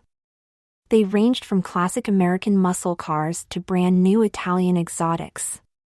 Some were in various states of restoration. A factory-fresh metallic black Ford Thunderbird caught my eye. It was a beautiful car. I spent a few minutes checking it out and drooling over all the features it had that my Mustang didn't. I was willing to bet that it had a much more comfortable ride, too. I looked around for my car but didn't see it. There were several large roll-around toolboxes sprinkled throughout the room. Each one was almost as tall as I was. The place was spotless. Whoever ran this garage took his work very seriously. Nice place. Someone knows what they're doing around here, I stated. Thanks, I like keeping things clean and organized. It makes things easier to work with, Bax answered with a huge smile. Let me guess. This is your corner of the woods, I should have known. Hey, I thought you said my car was here, I said. It is. You were looking at it a minute ago, came his reply. I saw a new Thunderbird but no Mustang. The Thunderbird's your new ride. He pointed out. Bax, I can't take a car from you. It's too much. You guys have done enough already. Look, there's plenty of money running around this place. Like I said before, it wasn't always obtained under fair and legal activities. Max and Duncan feel that helping you will help offset just a little of the bad things they've done. They really want to do some good now. Besides, that Mustang really draws too much attention. It also looks and sounds like a guy's car. Not too many women would drive a car like that. I see your point, but that car saved my ass last night. What happens if I find myself in a similar situation? I questioned. I thought you might feel that way. That's why I chose the Thunderbird. It's V8 powered and rear-wheel drive. With almost 300 horsepower, it's pretty solid in stock trim, but we aren't going to leave it stock. Get some ideas together and we'll make a plan tomorrow. We'll need to keep it looking stock, but anything goes underneath. How's that sound? Now you're talking. I can get into the sleeper concept. I figured you'd be okay with that. Come on. Let's show you the rest of the place before Katie gets back. We're starting to run short on time. He gave me the quick version of the tour after that. I was taken to the gun room first. It was an indoor shooting range and gun shop. Like I said before, I'm not a big fan of guns, so we just took a look and moved on to the next room. The workout room had just about every fitness device known to man. A not quite Olympic-sized pool and hot tub were squeezed in to complete your workout. We walked through the dining area and kitchen. Bax told me if I needed anything from the kitchen to just ask any of the people in there or punch the kitchen button on the phones for room service. I asked if I could get a plate of assorted fresh leafy greens to be sent to my room. Bax gave me a funny look, then passed on my request. To finish off the tour, he took me to my new semi-permanent room. The second floor is for bedrooms only. Getting to your room is easy, just find any stairway. That will bring you to some point in the second floor hallway. The hallway itself is U-shaped, so once you're there you can't really get lost. Your room will be the last in the east corridor. It'll have a phoenix on the door, directed Bax. A phoenix? Yeah, like rising from the ashes kind of phoenix. Duncan thought it would be interesting to call the rooms different mythological creatures. We would have given you the Griffin room, but it's being remodeled, he answered, trying not to smile. He led me upstairs to my new room. It was similar to the room I had stayed in the night before. There were 3 additional occupants when I arrived. I hoped that they might be there when I got there. My iguana and bearded dragons had safely arrived. The plate of greens was also there waiting for us. I freed Zoe, my iguana, from her travel case. She was not happy with all the commotion and didn't want any of the greens I offered her. She'd relax after a while, so I let her wander around and check things out. I hope you didn't give your rescuer too much trouble, Zoe, I said to her. Then started tearing the greens into small bits to feed to the dragons. What the heck are these things? Queried Bax, looking at the spiky dragons. That's Doc and Holly. They're bearded dragons, I answered. They look like pincushions with attitudes, he joked. They just look mean. They are actually very gentle lizards, I said, offering Holly a piece of green. She happily took it from me and started chewing. I repeated the process with Doc with the same results. I see you two weren't too upset with the trip. They both looked at me wanting another piece. I gave each another piece, then placed a small bowl full for them to eat at their leisure. Bax just watched as I got all 3 of them settled. After spending the afternoon with him, I realized that Bax was very similar to my dragons. He might look scary, but underneath is a completely different story. You are a gentle soul, Gabby, Bax said. Most of the guys that come around here act tough, hard, and cold. They come in and start trash talking. I'd be surprised if any of them did half the things they claimed to. I get so tired of all the bravado and posturing. You're the first real honest person to walk through those doors in a long time. I really have enjoyed showing you around today. It's been refreshing. I was a little embarrassed by his compliment. I never really thought of myself as anything but a regular boring guy. However, it was nice to hear that other people found the tough guy act a little tedious, too. I never really understood why that was considered good by so many. That little voice was whispering again. It's nice to see the two of you are getting along, came Katie's voice. She was standing in the doorway watching us. What is this, Wild Kingdom? Yep, just wait until the snakes arrive, I said, trying to sound serious. You're a terrible liar, Griffin. It's time to get started on your new look. It's Gabby now, Katie. I thought you'd like that, corrected Bax. I think that is just perfect. Ready for your makeover, Gabby? I guess I'm as ready as I will ever be. Thanks for the tour, Bax. It was fun, I said as Katie directed me out of my room. I followed her back down to the first level and into a small room. Inside there was a large table half covered with bags and boxes. The other half had been set up as a vanity with lighted mirror. There was a large sink set in one corner and a salon-styled hairdryer in another. The last item in the room was a full-length mirror attached to the opposite wall. Go ahead and get undressed. We're going to work from the skin out, Katie began. I did as directed without the previous hesitation. I was getting anxious to get this over. She handed me a light blue bra and matching panties. I gratefully pulled on the panties, then looked at the bra to figure out the easiest way to put it on. Katie gave no sign as to what to do. I had taken off a few in my time but never actually put one on. It was obvious enough what was front and back. I didn't think it would be very easy to get things hooked reaching behind me, so I did the hooks in front and spun it around. I put my arms through and pulled the straps over my shoulders. Not bad. You figured that out pretty quickly. I didn't even need to help. Now we need something to fill it, she said as she opened one of the boxes from the table and handed me the contents. It took me a few seconds to realize they were very lifelike breast imitations.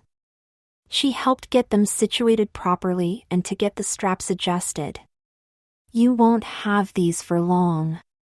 Once we get you dressed, we'll take you to get fitted and color matched. That set is attachable and will look very real. Only the closest inspection would reveal them, I was informed. Now, let's deal with that little butt of yours. This should help, she said, handing me a padded brief. I slipped it on and magically I had curves. Next, I was handed a light satin robe, then led to the vanity. Here's Makeup 101. First thing is to go and wash your face. After that, use the toner and moisturizer that are by the sink over there. Then I'll tell you what everything is and what it is used for. I'll do everything first to show you how it's done. We'll wash it all off, then you get to do it.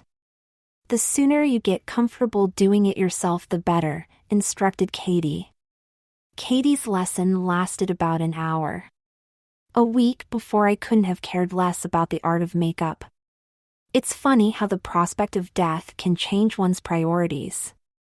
I paid very close attention to what she was teaching. When she finished with her demonstration, it was very difficult to see the male me underneath. I was absolutely shocked. Katie seemed confident, but I really didn't think I'd turn out all that well. I figured I'd give it an honest try, but it would ultimately be a failure. Katie was right and I was wrong. Staring back at me from the mirror was a reasonably passable, if not attractive, woman. All I had to do was learn how to copy what she had done. It took me 3 full attempts to get anywhere close to what Katie had been able to accomplish. I kept trying to apply too much of everything. Once Katie forced me to use less, things started looking better. On the 4th attempt, both Katie and I were happy with the results. That will do nicely. I challenge anyone to see the guy under there. Besides, any more scrubbing in your face is liable to fall off, she stated. I'll agree with the scrubbing part.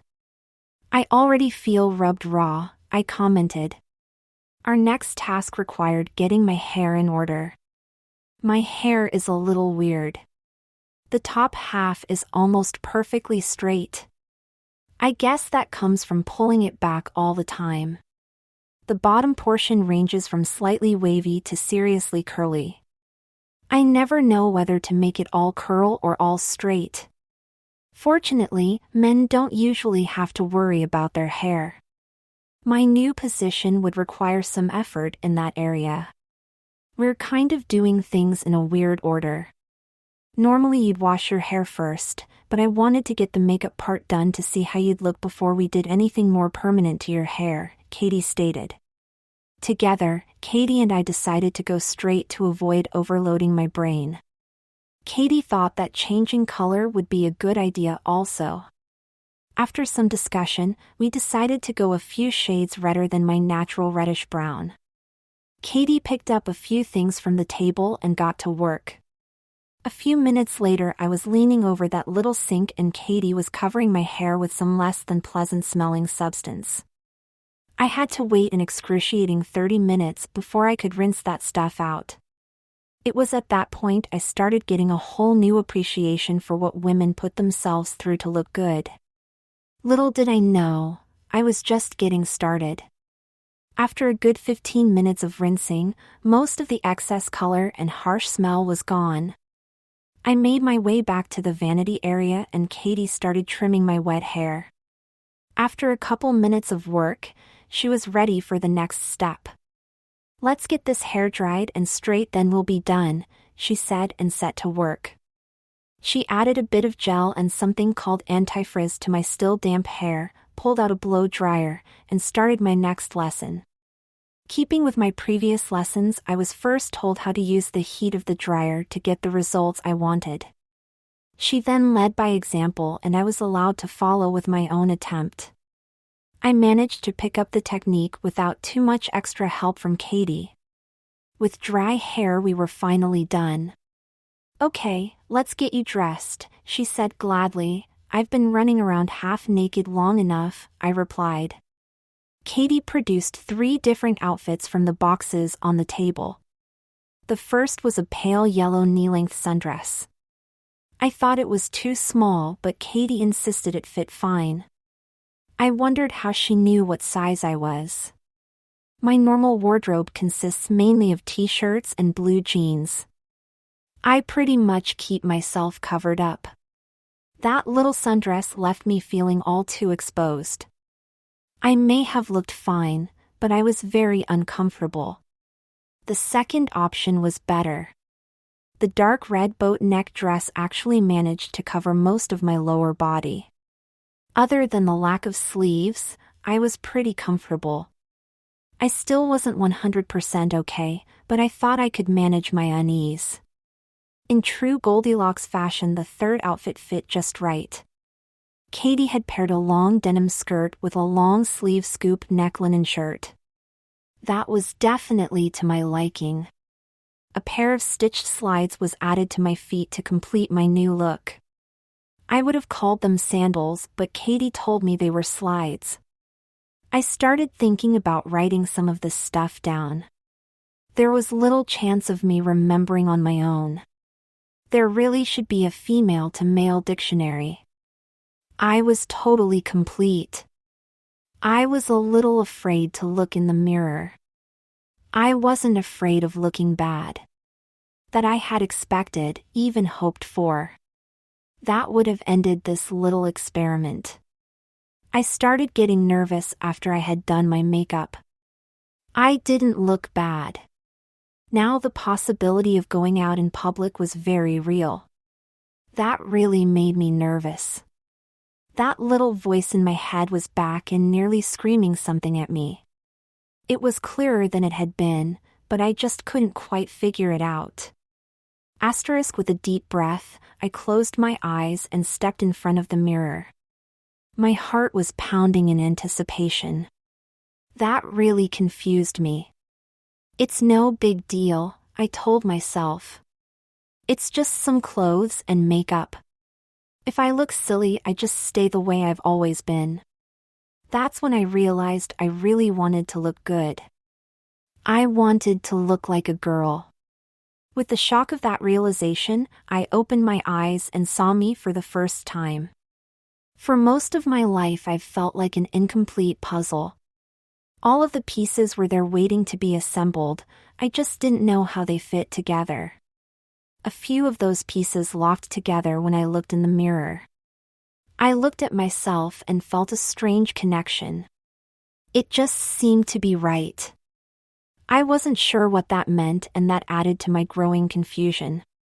I knew you'd turn out good, Katie stated. I wasn't so confident, but you're right.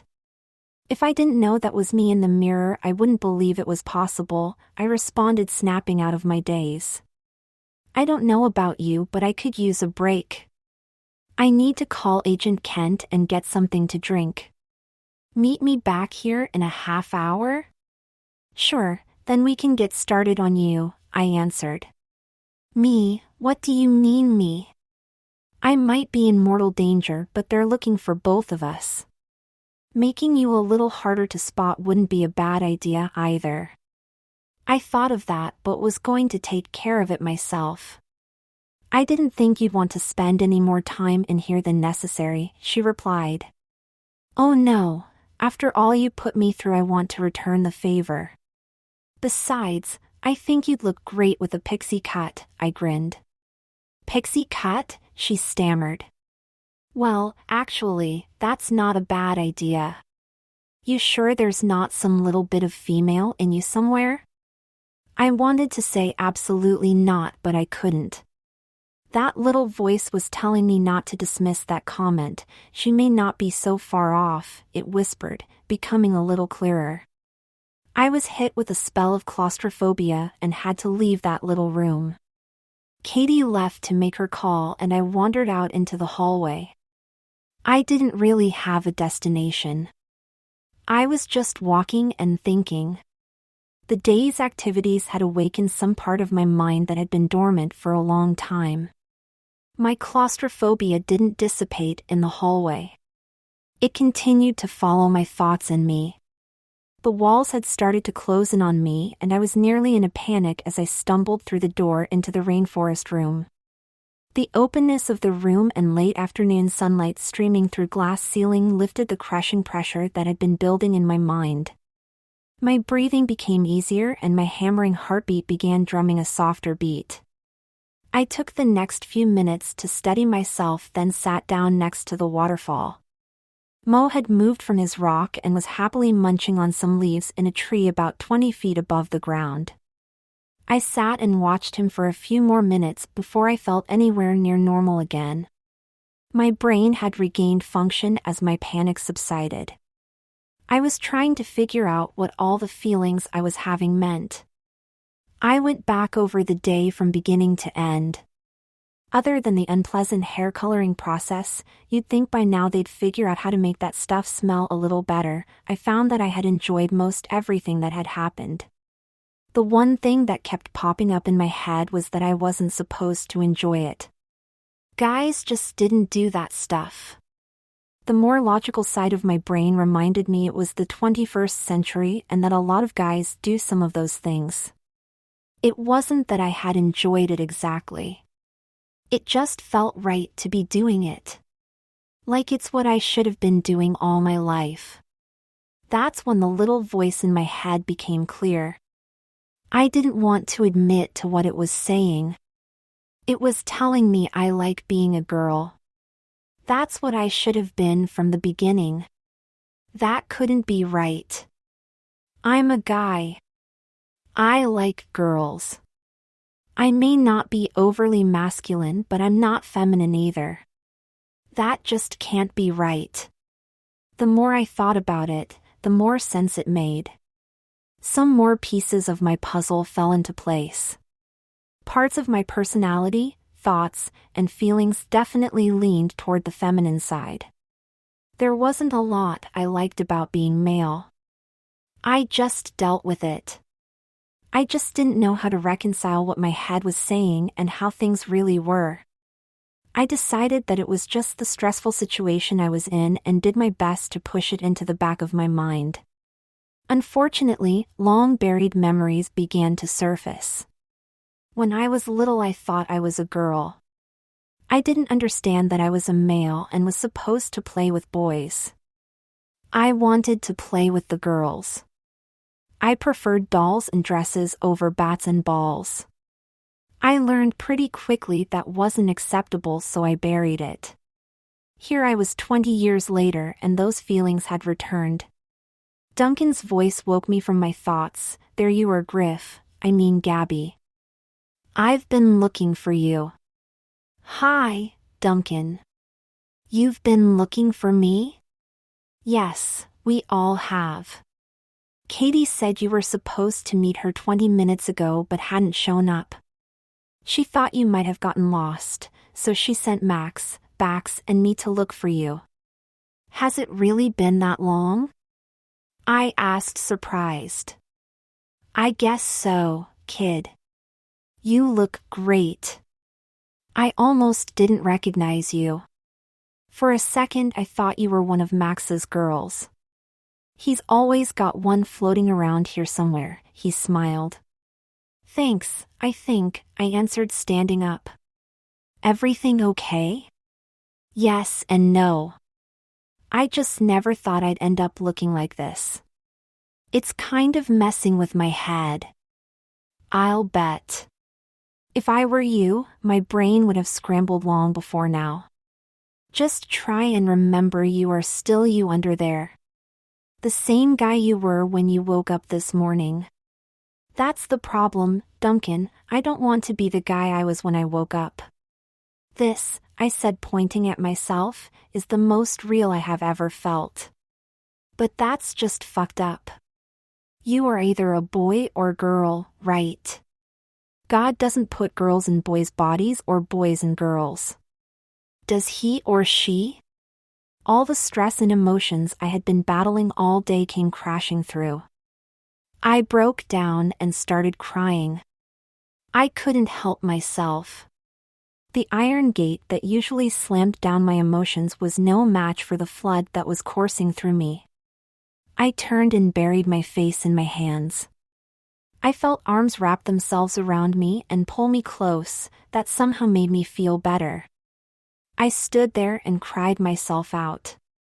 Eventually, the tears faded into sobs. I regained awareness of my surroundings and realized I was wrapped in Bax's arms. I looked up to see him looking worriedly down at me. When did he come in? I thought. I turned to see a look of equal concern on Duncan's face.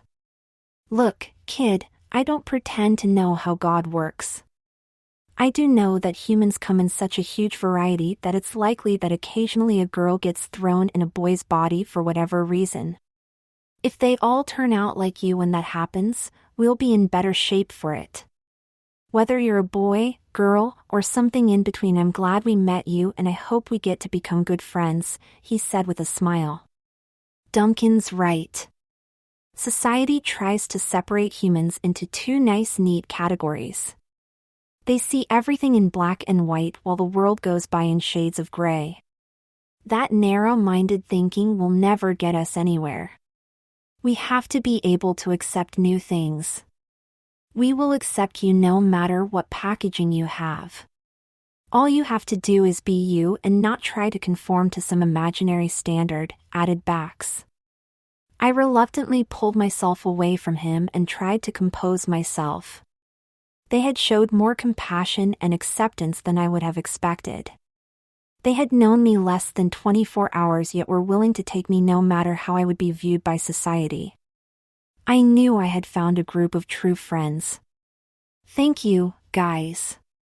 That means more to me than I can ever express, I said and gave them both a big hug, which they returned with equal care. Is this a private party or can we join? Max asked, trailing Katie behind him. That all depends on whether you can handle another girl around here or not, answered Duncan. What on earth are you talking about? Questioned Katie. Duncan told them what had happened with Bax filling in any gaps that were left. I sat back down and was trying to give my seriously overtaxed mind a rest. Things had happened so fast I wasn't sure what I wanted. The more the merrier, I always say, laughed Max. I knew you wouldn't have any trouble with having another girl around, you old pervert, teased Duncan. It would be nice to have some help with all the testosterone floating around this place, added Katie as she and Max joined our little group. You guys are just full of surprises. I don't know for sure if being female is right. All I know is that for the first time in my life I actually make sense to myself. Hey, like we said before, we're here for you no matter what you decide, Duncan said. After another round of hugs I was feeling much better. The guys had work to attend to so they left to take care of it. Katie and I were left sitting by the waterfall. She must have sensed that I still wasn't feeling completely solid. She wrapped her arms around me and gave me another reassuring hug. It was unlike those the guys had given me. I hope I haven't caused all this, she sighed. All you've tried to do is help me and I go and try to drive you off a cliff. You haven't done anything that wouldn't have happened eventually. The pressure has been building for a long time now. I just didn't know the source.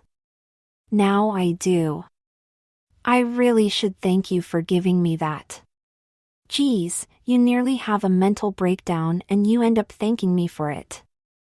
I don't think you should be asking yourself whether you're male or female.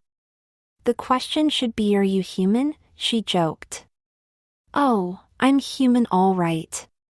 Don't think you're getting off that easy. It's your turn to have your nose abused for a while. I think it's about time for your new look, I said as I nearly dragged her back to the little room we had been working in. It only took an hour to give her a new image. I really enjoyed the transformation I was able to give her.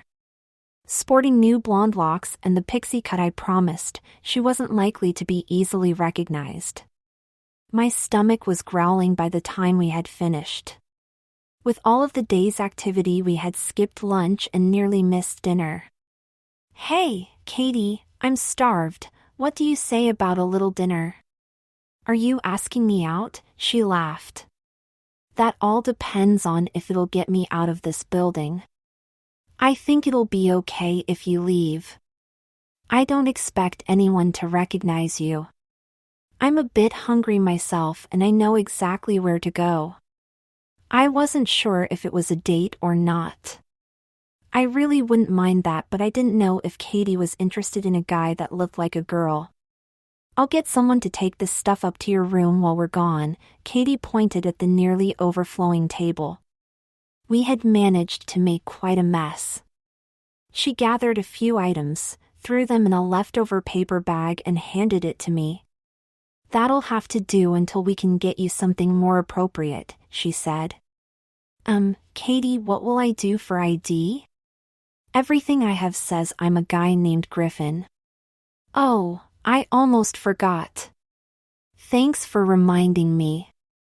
I need to get a picture of you, she said, pulling out a small digital camera. I stood next to the wall while Katie snapped a few pictures. Great, all done. I just need to email these real quick, then we can go. We'll pick up our new IDs on the way. Sounds good to me, but I get to drive. I want to get a feel for my Mustang's replacement. I followed Katie to her room to send my pictures to wherever it was they needed to go.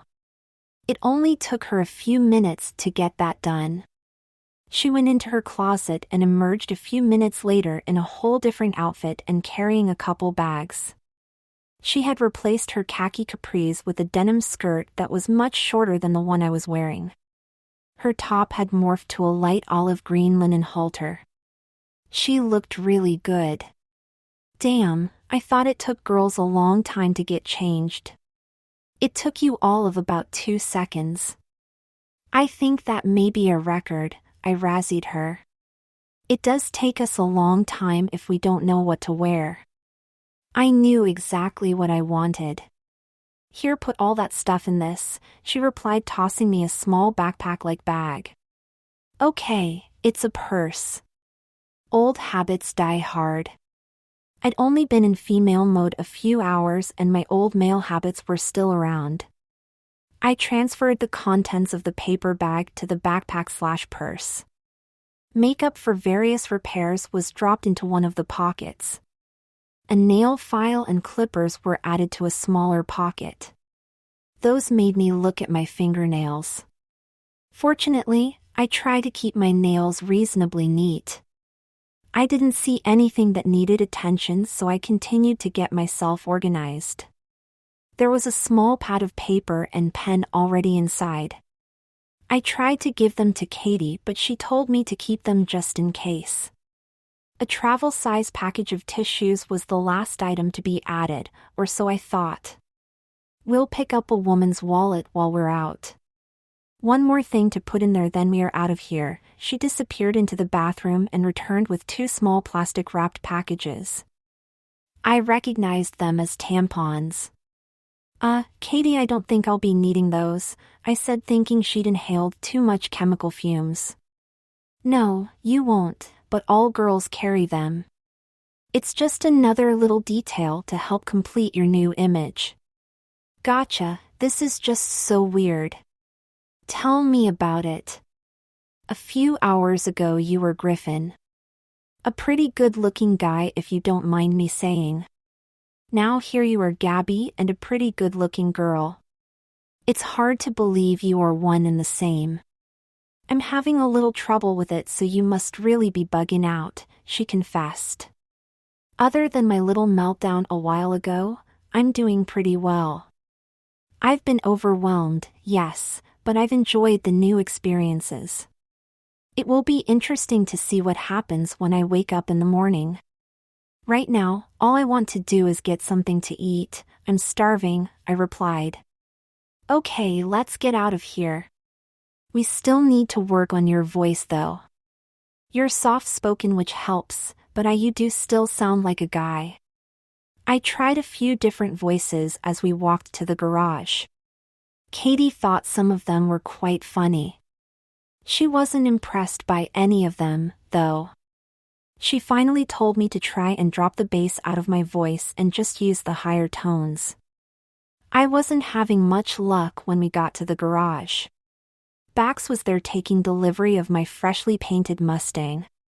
Just as Cal had said, it was a good choice. It seemed to glow under the bright shop lights. I just had to take a closer look. Katie and I walked over to Bax and the car. Wow, that looks great, I said. The voice that came out was a husky female version of my own. I'd somehow managed to drop the bass just as Katie had suggested. I guess I'd been trying too hard before. Bax gave me a surprised look, then shook his head as if that shouldn't have surprised him. Cal's response took me off guard. And who are these pretty ladies? He asked as he openly checked both Katie and me out. I didn't particularly like the way I was being looked at. Hopefully, I was never that obvious or made women feel like I did at that moment. Bax tried to get his attention. Hey, Cal, try and control your hormones for a minute. Sorry, Bax, I just lose control around beautiful women, he smiled. Bax introduced us and I could tell he was trying really hard not to smile. Katie was wearing a grin from ear to ear. I was having some difficulty trying not to laugh myself. Bax, Katie and I are hungry and we're wondering if we could take the Thunderbird to get something to eat. I asked Bax. Don't see why not. The keys are in the rack on the wall, he answered, pointing to the wall by the door. You girls be careful. Aw, Bax, you take all the fun out of everything, Katie teased. If I didn't, I'd have to come rescue you all the time, he returned. They kept up their banter while I went and got the keys. Katie and Bax had managed to get pretty wound up in the few seconds it took me to get back.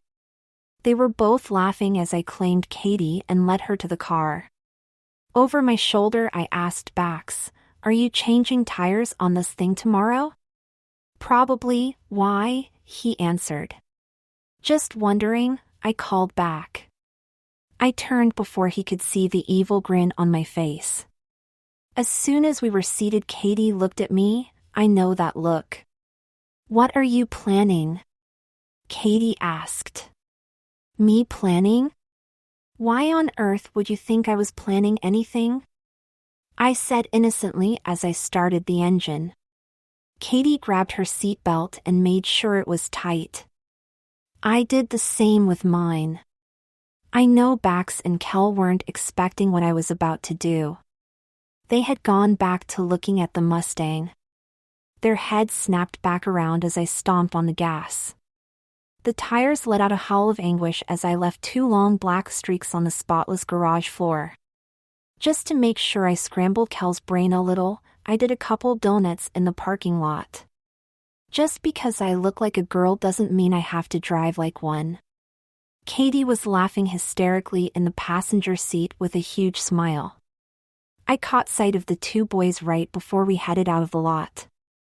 Bax looked rather amused.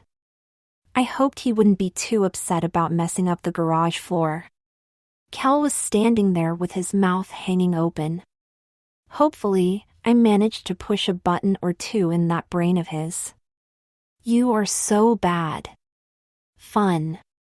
But bad," Katie grinned. "Sorry, I just can't help myself sometimes," I laughed. Driving is the one thing about me that I am pretty sure is masculine. I don't think that will ever change. I just enjoy it too much. I do try and control myself, though. I do. I really, really do, I said, trying to sound confident. A moment later, we were giggling like teenage girls. Yeah, right. Somehow I just don't believe that.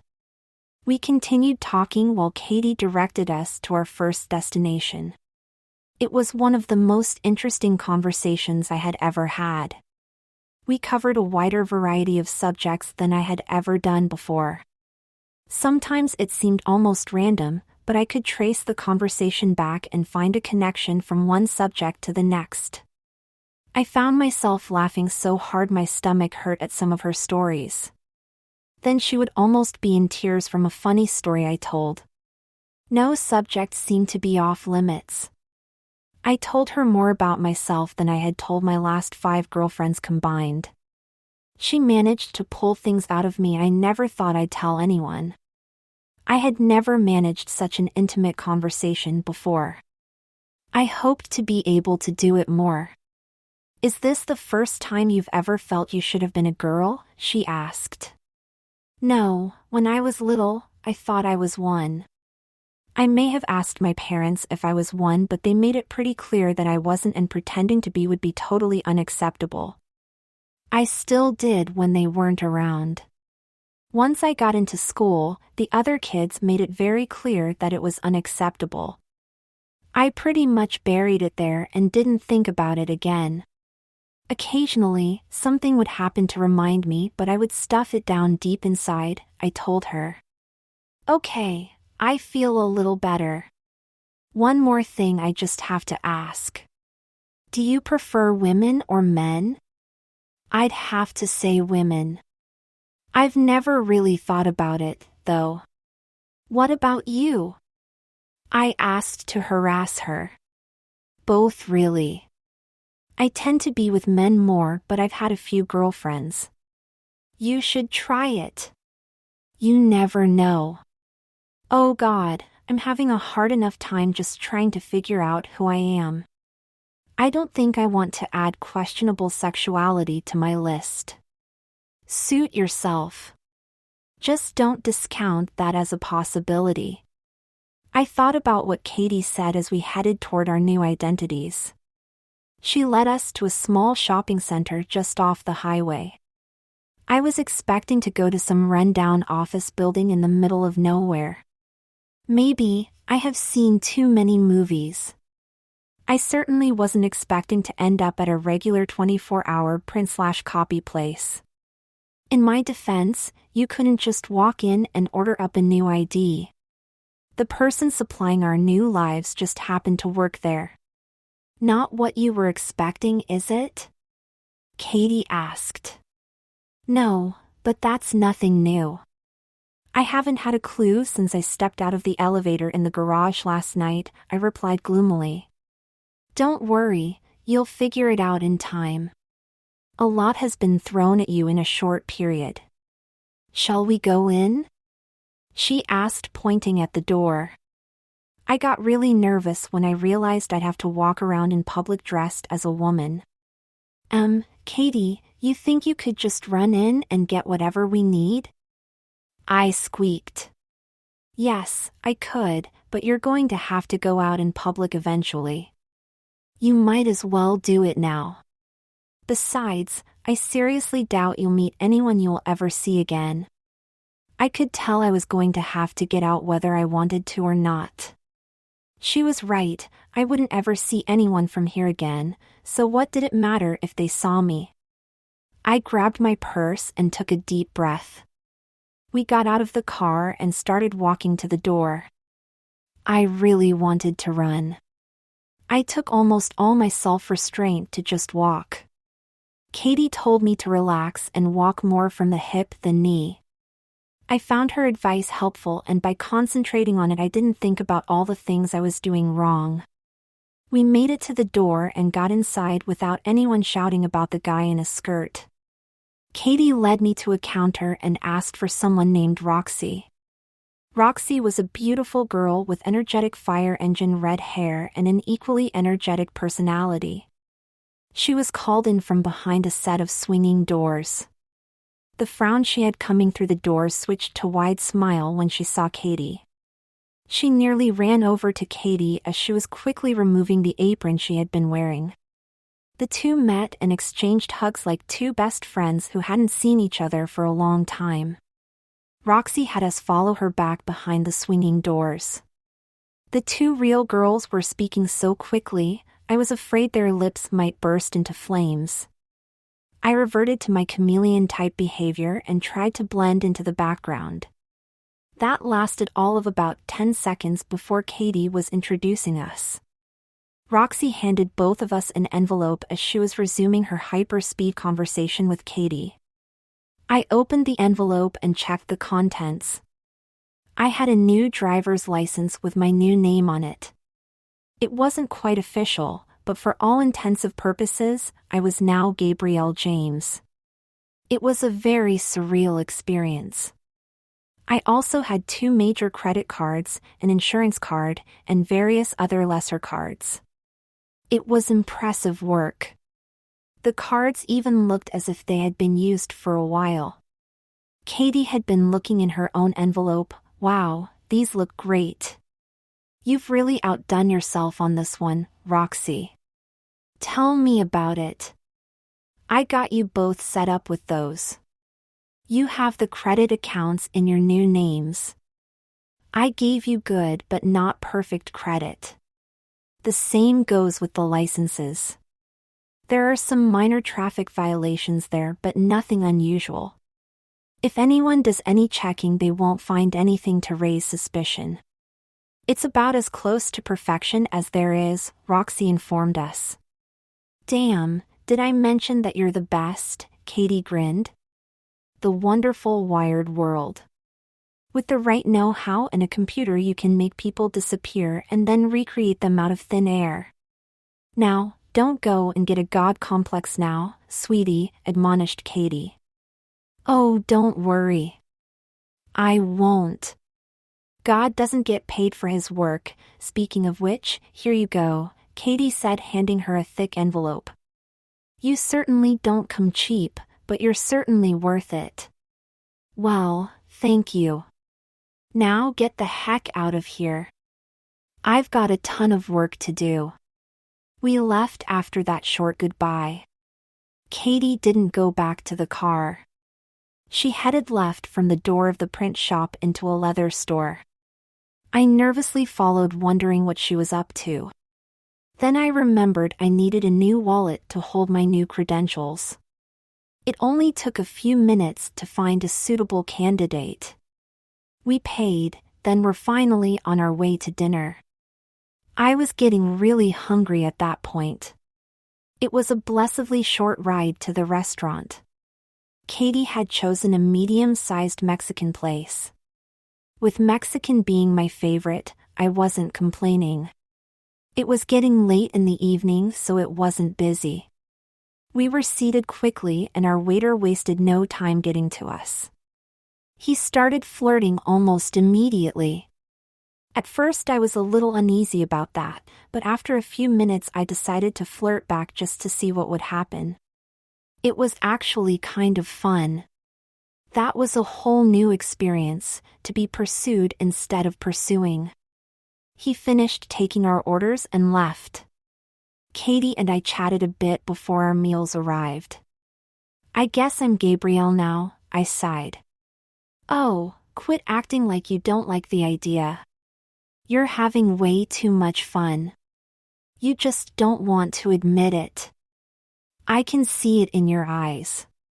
Sure, you're nervous at first, but once you get through that, you like it.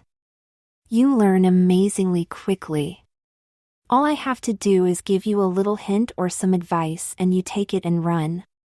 I'd say the woman inside you has been dying to get out for a long time. I'd be surprised if Bax even recognizes you when we get back, Katie stated. You're right. I am enjoying this. I can't believe it, but I am. My life could end at any moment, but I feel better than I ever have before. I feel like my life is just starting. Like I said before, quit worrying about what others will say and just live. I'll try. I've spent way too much time worrying about what others will think. I don't think that will change overnight. Why not? Look at how much you've changed since yesterday. She had me there. I don't know why I was fighting it so much. I was thinking about that when our meals arrived. All thought took a break while I tried to fill my stomach. By the way, I bet the waiter asks for your number before we leave, Katie wagered. Well, he won't get it, I returned. Why not? He's cute. It's just a number, it's not like you have to see him again. For one, I don't have a phone number at the moment. 2, he's at least 4 inches shorter than me. I at least would like a guy I won't tower over. Good point on both accounts. I can help on the first part, but if you're going to be picky about height, I can't help. I'll be back in a minute. I need to get something from the 7-Eleven across the street. I was a little nervous about being left alone. I didn't realize how much I was leaning on Katie. I was feeling very vulnerable at that point. To make matters worse, our waiter did ask for my number. I made some excuse that I just moved and didn't have a number yet. He seemed genuinely disappointed. I was convinced he was insane. Why would he ask for my number when Katie was obviously more attractive? I was pondering that little tidbit when I overheard a conversation at a nearby table. 2 men were talking about Katie and I. Has anyone seen that thief and her hero yet? Asked one of the men. No, not yet. We have as few confirmed reports that they were at Club Oxide last night. No one remembers seeing them inside, but a few people remember seeing a silver Mustang with a woman and long-haired guy in the parking lot. Who is this other guy anyway? He got the drop on both Bragg and Denso. They're both world-class assholes, but they certainly know how to handle themselves, the second man asked. We don't know. We think he's an employee of Animal House Graphics. The description matches, and he didn't show up for work this morning. He also owns a silver Mustang. Are you telling me the Bash brothers got taken out by a civilian? Looks that way. The only thing a background check showed was a penchant for ignoring speed limits. A couple traffic cops saw that Mustang being hot-footed a little while later going toward Cal's place. A blue Mustang was dropped off at the club a little while ago. So they are probably still there. Yeah, they are probably hiding out, opined the second. 2 chicks left, but neither one matched the description of the thief. What's the word, then? Do we still keep looking? I heard they were planning on some sort of raid. He looked at his watch. It should start any minute. I guess we missed out on the finder's fee. The guys! Could they stand up to the type of weapons I was sure were being sent their way? I thought. I had to find Katie and get back to the club. I threw some cash on the table and ran out to find her. She had just made it back across the street when I found her. Katie, we've got to go now. I grabbed her and headed to the car. What are you talking about, and quit dragging me? She hissed. I let go of her arm and started relaying everything I had overheard. Shit, good thing I got these, she said, showing me 2 cell phones. I'll get them activated while you drive. We raced across the parking lot to the car. I was hoping we weren't too late. I was really scared. I may not have known the guys for long, but I already thought of them as my friends. I had to do something. The Thunderbird wasn't as fast as my Mustang had been, but it wasn't a Pinto either. I was again seriously exceeding the speed limit. Katie had gotten one of the phones activated and was anxiously waiting for Bax to answer. Damn it, no answer, she swore. She left a voicemail, then tried Max and Duncan without any luck. I can't get any of them. Just voicemail. What does that mean? I don't know. I think it would be a good idea to get a bigger car. We might need it. Okay, what do you have in mind? All this is new to me. If you had to make a run with all of us, what car would you choose? I thought about it for a few seconds. A BMW 5 or 7 Series would do the trick. Ford Crown Vic, maybe an Impala, too. I saw a Beamer in a used car lot near the shopping center. I saw it too, but the lot's closed. Fortunately for us, I'm a thief. We made it back to the lot a few minutes later. I was happy to see a 540i, it would work nicely if we had to make a run. She pulled a set of lock picks out of her purse and started to work. I heard that a car could be stolen in less than a minute. Katie had the doors open and the engine running in less than 30 seconds, she did say she was good. Do I get to carry a set of those around in my purse?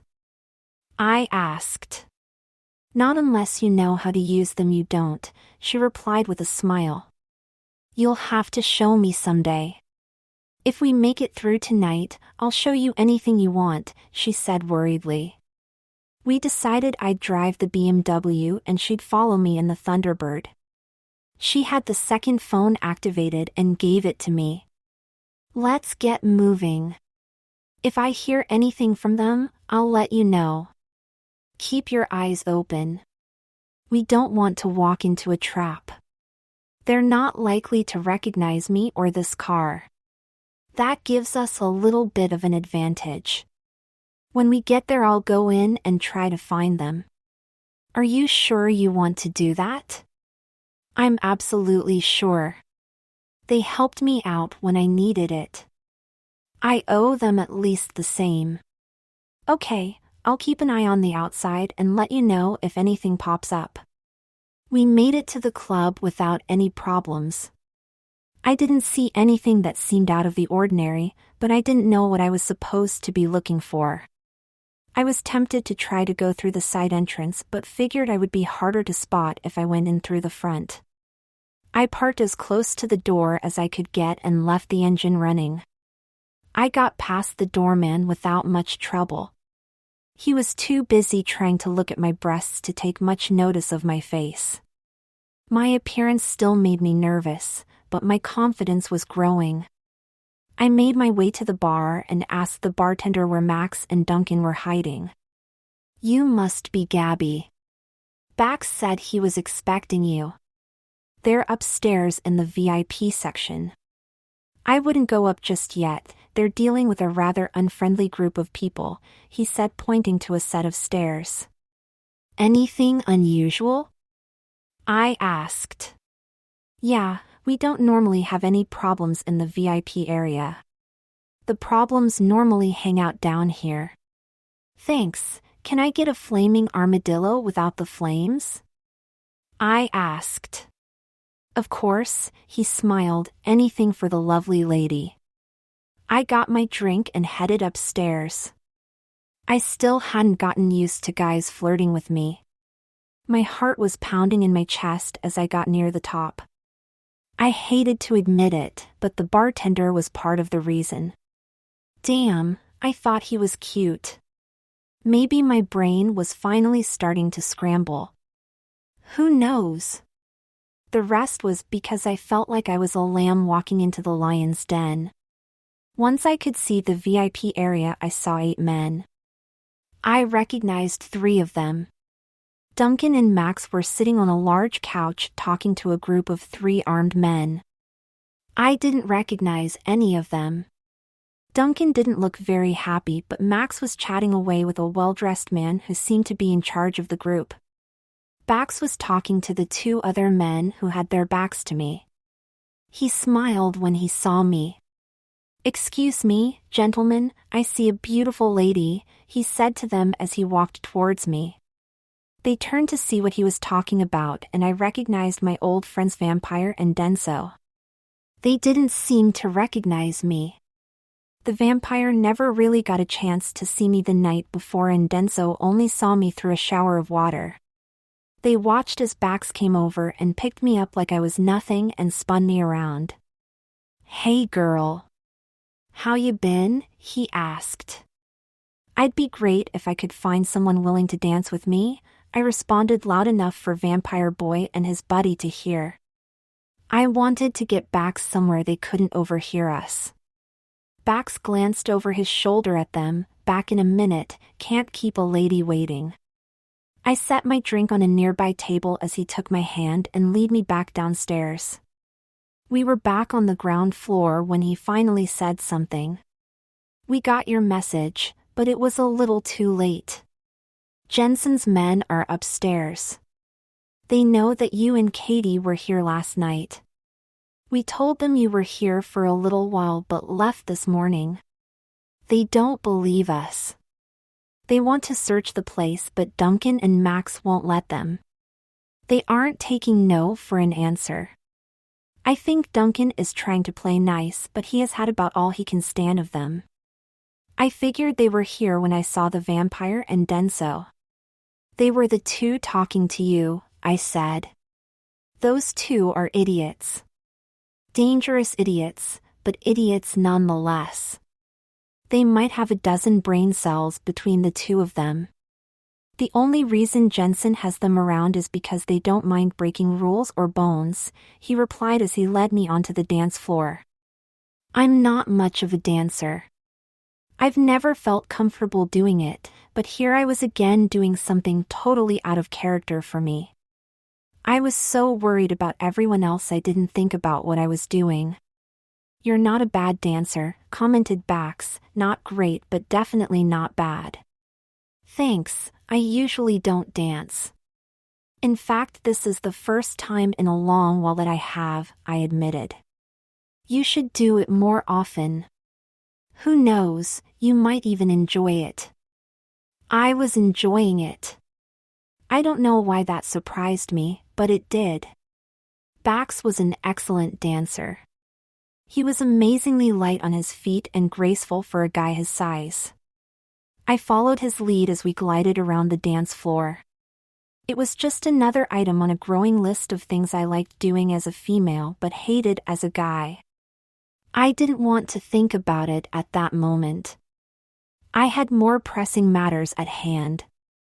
So what are we going to do? I asked. Where's Katie? She outside keeping an eye on things, I answered. Okay, good. Get a hold of her and have her stay out of sight. We'll just wait these morons out.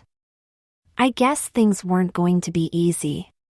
My phone rang just as the words left Bax's mouth. Gabby, have you found the guys yet? Katie asked. Yes, Jensen's men are here looking for us.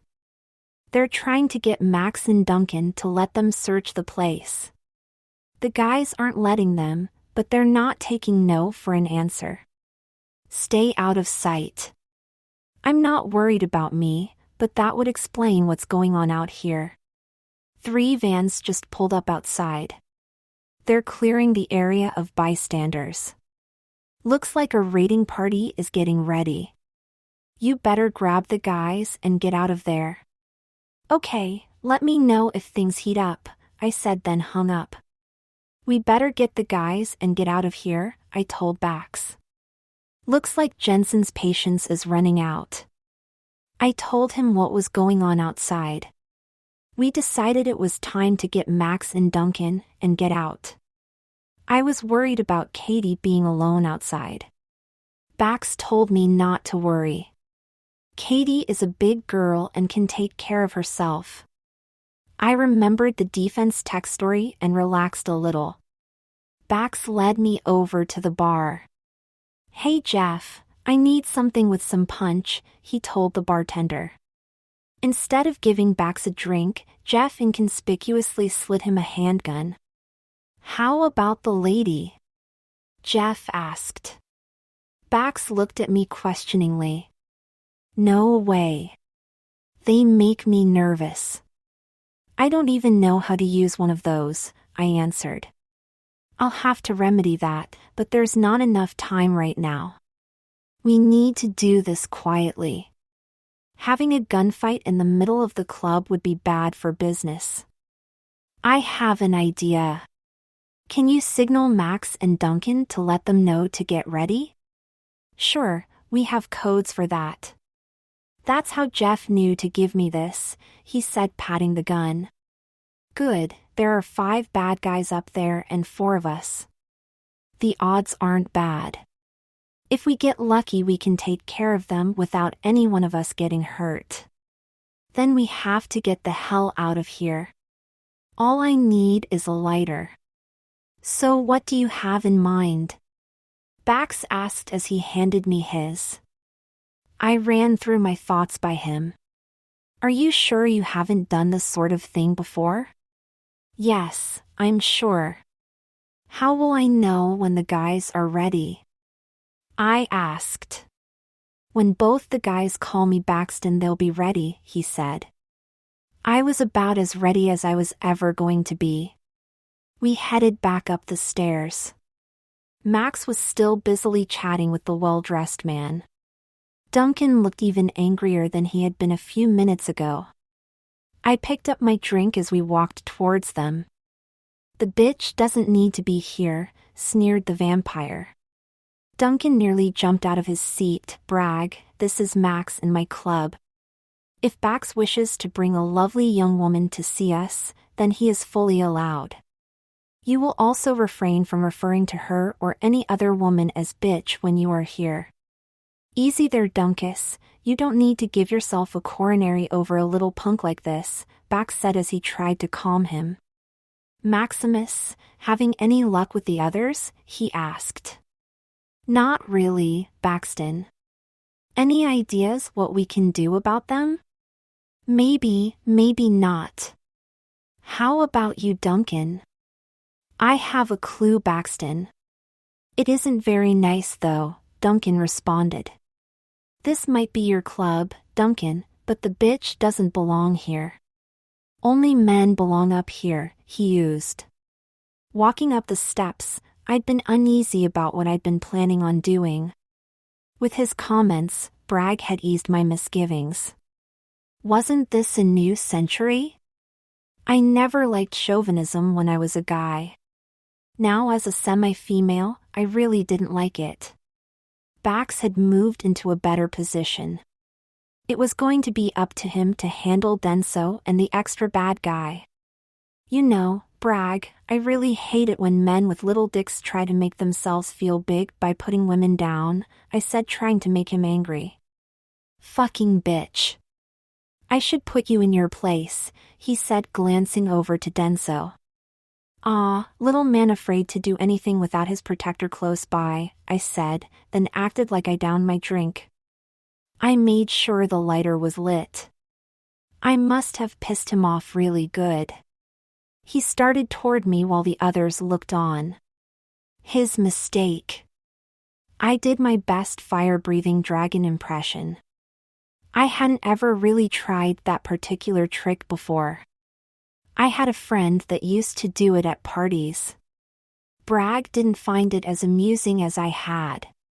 He grabbed his face and started screaming. Fortunately, the club was loud enough that he wasn't heard downstairs. I grabbed a pitcher of water that was sitting on a table and poured it over him to put out the flames. Then I smashed it over his head for good measure. I didn't want to cause him any permanent damage even if he might deserve it. The guys had taken full advantage of my light show. Bax had a gun on Denso and the other man was on the floor unconscious. Duncan and Max had disabled their counterparts as well. Max flipped out his phone and made a call. A few minutes later, 3 men in club uniforms came up and secured all 5 of the bad guys. I was feeling a bit sick at what I had done. I sat down and concentrated on breathing. Excellent work, Bax. I was getting tired listening to these windbags, grinned Duncan. This wasn't me. Gabby is the mastermind behind this one, Bax replied. Gabby! Max and Duncan replied in unison. Yep, there's a tactical genius in that skirt, Bax joked. Gabby, if you ever need a job, don't hesitate to look us up. We can use someone with a mind like yours, Max offered. Enough joking, let's get Katie and get out of here. I hate all the attention we've been getting here and there's going to be more unwanted visitors very shortly, I pleaded. I agree with you there, kid. Call Katie and tell her to meet us at the lake house. We need to make a few arrangements and get a car ready, Duncan stated. I've got a car outside. Katie thought we might need it, I offered. She's always thinking ahead. We'll meet you at the side door in 3 minutes, Duncan smiled. I made my way to the car and dialed her number. She answered on the second ring. It's about time.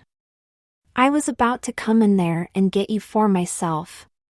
Looks like our raiding party isn't quite ready.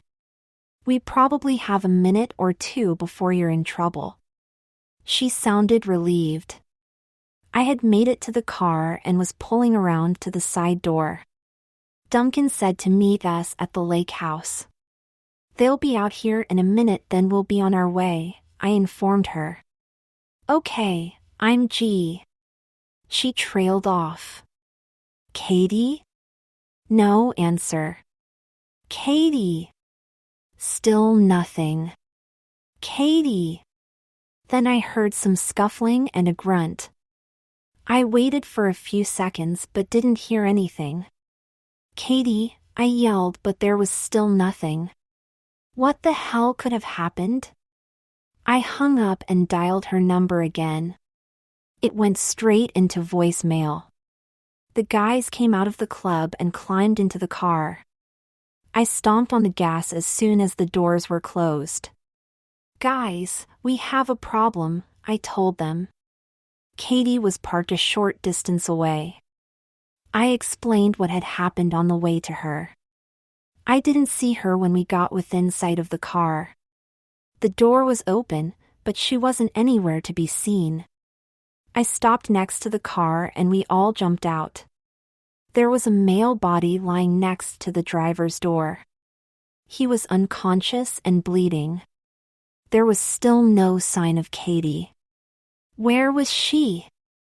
I turned a slow circle looking for any sign of her.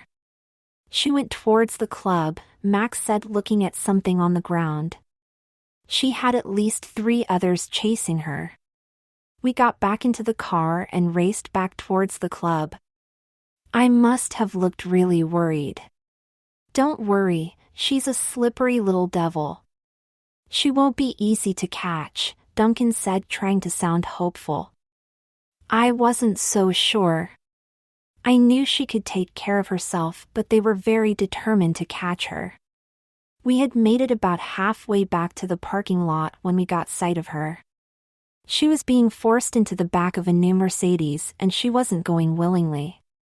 There was one body laying on the ground while 2 other people were pushing her into the car.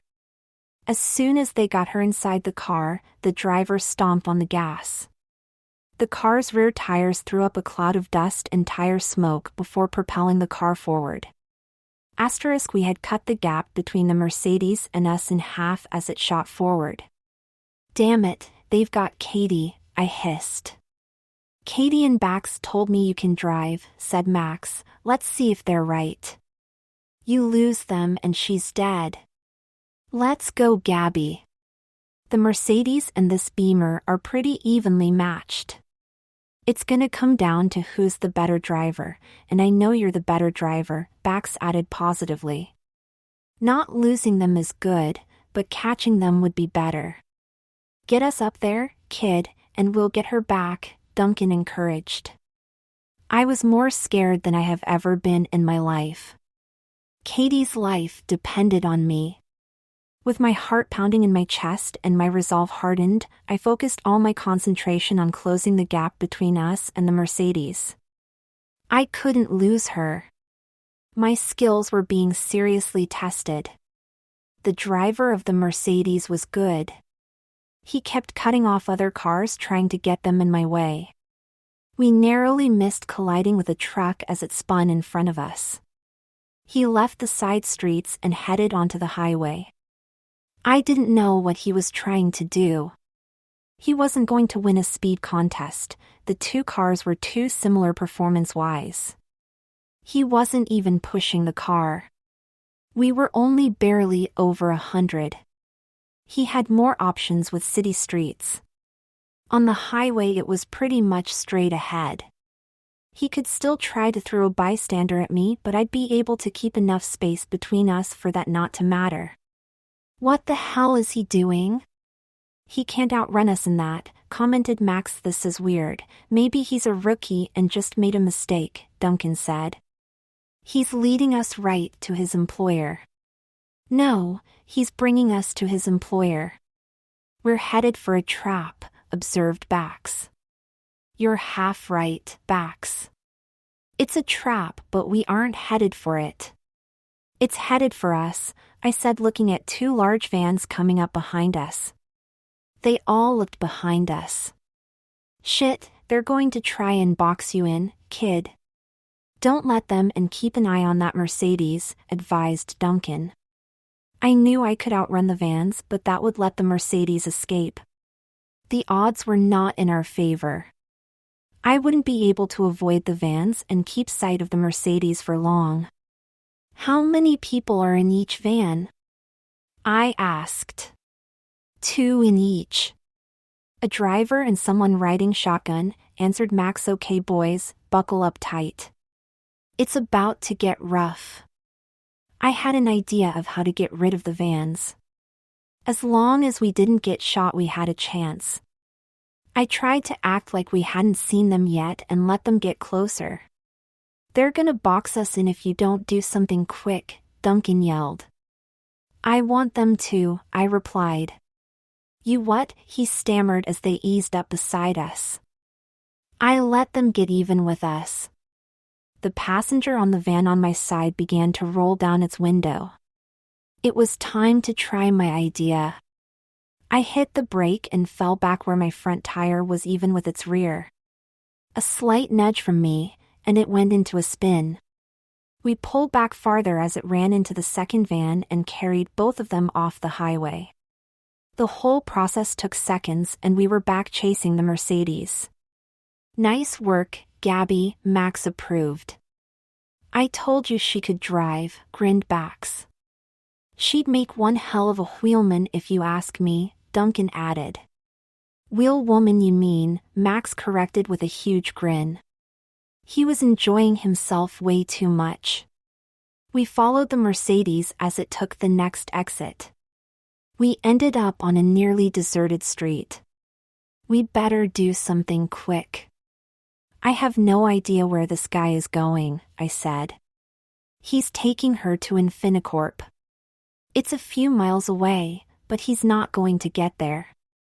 "Bax, you ready to end this chase?" asked Duncan.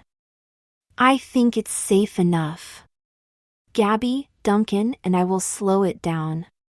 "Just do what you did to the van and we'll put a stop to this," answered Bax. I nodded my head and they rolled down their windows. They both pulled out guns and leaned out of the windows. "On three, Duncan," Bax yelled.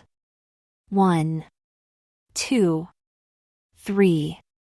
On three they both fired. The rear tires on the Mercedes exploded an instant later. It fishtailed wildly, but the driver managed to keep control. He slowed to make a turn. I repeated the maneuver I used on the vans and spun the Mercedes out. It backed into the side of a building with a mild impact. I slid the Beamer to a stop a short distance away. Bax and Duncan jumped out before I had come to a complete stop. Max stayed behind with me. "Stay here and be ready to move at any second," he ordered. Bax and Duncan had made it to the Mercedes and had both sides covered. A few seconds later a door opened and Katie stepped out holding a gun of her own. "A few more minutes and I would have had them myself," she grinned. The guys visibly relaxed. "Just trying to help a girl out," smiled Duncan. "Let's get the hell out of here before reinforcements arrive. Let's get to the lake house." "I'll drive this time, if you don't mind, Gabby?" asked Bax. "Fine by me. I've had enough excitement to last me a lifetime," I answered, trying to hide my shaking hands. A minute later I had calmed down and the shaking stopped. "If you guys don't mind, could we stop on the way and get me something else to wear? I've got to get out of this skirt," I asked innocently. "I second that motion," answered Katie. "These outfits aren't very good for running for your life." The guys nodded in agreement. Bax slid behind the wheel with Duncan riding shotgun. Katie, Max, and I squeezed into the back seat. Katie mercifully rode in the middle. The ride to our first stop was uneventful. A Walmart was easily located a few miles down the road.